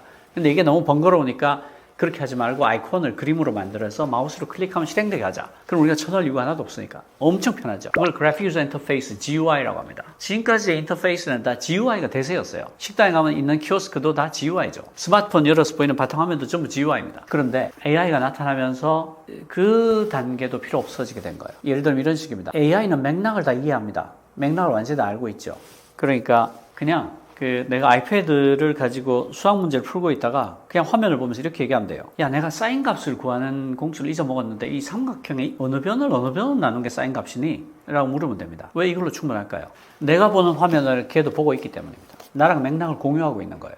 그러니까 아이패드에 AI가 깔려 있다면 내가 지금 보고 있는 화면을 AI가 같이 보고 있어요. 맥락을 공유하는 거죠. 그러니까 어떤 입력도 필요 없습니다. 그 코사인 값, 사인 값을 입력창에 집어넣으려면 특별한 툴이 필요했거든요. 루트니 뭐 제곱이니 이런 거는 입력창에 못 넣잖아요. 특별한 툴이 필요한데 이제 그게 필요 없어진 거예요. 그냥 사인 값을 구하려면 이 삼각형에서 어느 변을 나누면 되는 거지? 라고 물어보면 되는 거예요. 그리고 구글에서 아스트라 데모한 걸 보면 그냥 카메라를 꺼내서 창밖을 비춥니다. 야, 내가 지금 어디에 있니? 라고 물어요. 구글은 구글 맵을 갖고 있잖아요. 그러니까 전 세계 스트릿 뷰를 갖고 있어요. 그러니까 구글로서는 굉장히 영리한 데모를 한 거예요. 구글 맵을 갖고 있고 스트릿 뷰를 갖고 있으니까 이런 데모는 구글밖에 못하죠. 그래서 이렇게 비추면 내가 보는 걸 얘도 보고 있거든요. 그러니까 어떤 입력도 필요 없어요. 그냥 카메라로 비추면 됩니다. 야, 내가 지금 어디 있니? 라고 하니까 얘가 아스트라가 너 지금 런던의 킹스크로스에 있는데 킹스크로스는 말이지 하고 킹스크로스에 대한 설명을 합니다. 이런 게 맥락 인터페이스예요. 그러니까 나랑 맥락을 공유하는, 나의 맥락을 다 이해하는 이런 식이에요. 그 디렉토리를 열어서 파일을 찾고 그럴 필요가 없어집니다. 그냥 깔려 있으면 야, 내가 몇 달 전에 이런저런 내용의 파일을 읽었는데 내가 아무리 해도 찾을 수가 없네? 그러면 얘가 내가 갖고 있는 모든 문서를 얘는 다 읽었잖아요. 그래, 압축기억을 하고 있단 말이죠. 그러니까 이거 말하는 거니 하고 바로 보여줄 수가 있어요. 내 질문의 맥락을 이해하는 거죠. 그러니까 그냥 모든 과정이 다 필요 없이 그렇게 물으면 아, 이거 말이구나 하고 그 파일을 보여주는 거예요. 그러면 내가 이게 어디 있었어? 내가 있을 만한 폴더 다 찾아봤는데 없던데 다운로드 폴더에 있었어요. 뭐 이런 식으로 하게 되는 거죠. 이게 맥락 인터페이스입니다. 아마 한 2년 뒤에는 여러분들이 맥락 인터페이스를 굉장히 편하게 쓰고 있을 거예요. 2년 안 남았다고 생각합니다. 멀티모달도 짧게 설명을 드리면 여러 개의 모드를 말합니다. 여러 개의 모드를 멀티모달이라고 해요. 그러니까 챗GPT는 텍스트만 입력하고 출력했잖아요. 그러니까 하나의 모드죠. 그런데 GPT-4는 텍스트뿐 아니라 이미지도 같이 처리합니다. 두 개의 모드죠. 이렇게 여러 개의 모드를 갖고 있는 것을 멀티모달이라고 해요. 멀티모달이 왜 중요한가 하면 우리가 갖고 있는 대부분의 데이터들이 복합 데이터입니다. 이런 식으로 글만 있는 게 아니라 그림도 있고 표도 있고 그리고 뭐 오디오도 있고 비디오도 있죠. 그러니까 각각의 AI가 전부 다 하나의 모드만 갖고 있으면 이런 복합 데이터를 못 처리합니다. 처리할 수가 없죠. 그러니까 이게 비즈니스적으로 굉장히 불리한 거예요. 그래서 멀티모달로 서비스를 해줘야 내가 갖고 있는 복합 데이터를 한 번에 처리할 수가 있어요. 내 파일에 그림도 있고 표도 있고 그 중간에 보면 동영상도 들어가 있다. 관계없어요. 멀티모달이면 다 처리할 수 있으니까 그걸 집어넣고 편하게 질문하면 됩니다. 그걸 하나의 모드를 갖고 있는 AI가 못 이기겠죠. 그리고 또 하나의 이유는 인공지능이기 때문입니다. 인공지능은 인간의 지능을 기계로 만들어 보자라는 시도인데 인간의 지능을 생각해 보시면 인간의 지능이 책만 읽어서 만들어진 게 아니에요. 오감을 통해서 들어온 모든 인풋들을 다 나의 지능을 만드는 데 쓰죠. 그러니까 인공지능을 만들고 싶다면 멀티모달이 돼야 되는 거예요. 당연한 거죠. 그래서 앞으로 나오는 모든 AI들이 거대 AI들은 예외 없이 무조건 멀티모달이 베이스가 될 겁니다. 인공지능을 더 작고 가볍게 빠르게 만들려는 시도는 아주 당연합니다. 지금 인공지능은 다 적자예요. 엄청난 돈을 까먹고 있습니다. 근데 펀딩을 해서 투자를 더 많이 받아서 버티고 있는 거죠. 그러니까 챗GPT만 해도 A100이라는 몇 천만짜리 GPU를 10,000대를 썼어요. 그리고 GPT-4는 밝히지 않고 있지만 A100을 25,000대 이상 썼을 거라고 다들 짐작합니다. 계산량을 보면 나오거든요. 계산을 역산해보면 25,000대 썼겠구나가 나와요. 학습 연산량 때문에. 그리고 몇 천가 부분의 전기를 씁니다. 그래서 지금 챗GPT 유료로 서비스하는 게 한 달에 $22 내야 되거든요. 근데 $22를 내봐야 운영비 겨우 견디지도 못합니다. 컴퓨팅 파워 돌리는 돈 정도밖에 커버를 못해요. 근데 연구개발 엄청나게 해야 되잖아요. 그러니까 지속 가능하지 않은 거예요. 그러니까 작고 빠르고 싸져야지 이익을 거둘 수 있어요. 근데 아주 놀라운 사실은 챗GPT 나왔을 때하고 지금을 비교해보면 비용이 어마무지하게 떨어졌습니다. 훨씬 더 많은 컴퓨팅 파워를 쓰고 있기 때문에 적자가 나는 거지, 만약에 그 그대로 쓰고 있다면 지금 비용은 어느 정도 맞출 수 있을지도 몰라요. 급격히 컴퓨팅 파워의 계산량에 따른 비용이 떨어지고 있는 건 사실입니다. 그리고 그 외에도 또 작고 빠르게 만들어야 되는 이유는 이게 디바이스에서 돌아가야 되기 때문입니다. 디바이스에서 돌아가야 내 개인 데이터를 넣어서 작업을 할 수가 있어요. 지금은 다 클라우드에 올라가잖아요. 그러니까 회사의 기밀이거나 내 비밀 같은 것은 못 올립니다. 올리는 순간 클라우드에 저장이 돼버리거든요. 그러니까 사용에 굉장히 한계가 있죠. 근데 내 디바이스에서 돌아가면, 회사 서버에서 돌아가면 얘기가 다르죠. 모든 기밀을 마음 놓고 다 보여줄 수가 있어요. 밖으로 나가지 않으니까. 그런 점에서도 아주 작고 빠르고 싸져야 되고요. 그리고 결정적인 세 번째 이유가 있습니다. 세 번째 이유는 뭐냐면, 인공지능이 기계로 인간의 지능을 구현하려는 시도라고 했잖아요. 그럼 인간의 머리를 한번 생각해 봅시다. 인간의 뇌를. 인간의 뇌는 인간의 신체가 쓰는 에너지의 20%를 씁니다. 그러니까 2%의 무게인데 20% 에너지를 써요. 굉장히 많이 쓰죠. 근데 그렇게 굉장히 많이 쓰는 에너지가 20W쯤 돼요. 20W 정도의 에너지를 주기만 하면 F는 MA다, E는 MC 스퀘어다, 이런 걸 막 만들어내는 거예요. 물론 우리가 만들어내는 건 아니고 우리 중에 아주 일부가 만들어내죠. 우리는 대부분 이제 뭐 음식을 가져와서 뭔가 다른 물건으로 만드는 변환기 역할밖에 못하고 있지만, 그러나 아주 훌륭하신 분들은 라면만 3끼 먹고도 F는 MA, E는 MC 스퀘어 이런 걸 만든단 말이죠. 그러니까 지금처럼 A100을 몇만 대 쓰는 게 인공지능이라고 할 수는 없던 거죠. 몇천 가구분의 전기를 쓰는 걸 인공지능으로 하기는 어렵죠. 부끄럽습니다. 20W 정도 쓰면서 그걸 할 수 있어야 되죠. 그러니까 AGI로 가는 길이 굉장히 멀리 있는 거예요. 그런 점에서도 작고 빠르고 싸져야 되는 거죠. 작고 빠르고 싸졌다는 얘기는 뇌의 비밀에, 지능의 비밀이 한 걸음 더 다가갔다는 뜻이기도 해요. 지금은 아직 많이 멀었죠. 그리고 비즈니스적으로 엄청난 기회가 있습니다. 아주 작고 빠르고 싸게 만들 수 있다면 엄청난 돈을 벌 수 있죠. 전 세계가 다 필요할 테니까. 그런 점에서도 작고 빠르고 싸지는 것은 엄청난 흐름이고 거기에 굉장한 투자가 이루어질 거다, 이렇게 말씀드릴 수 있어요.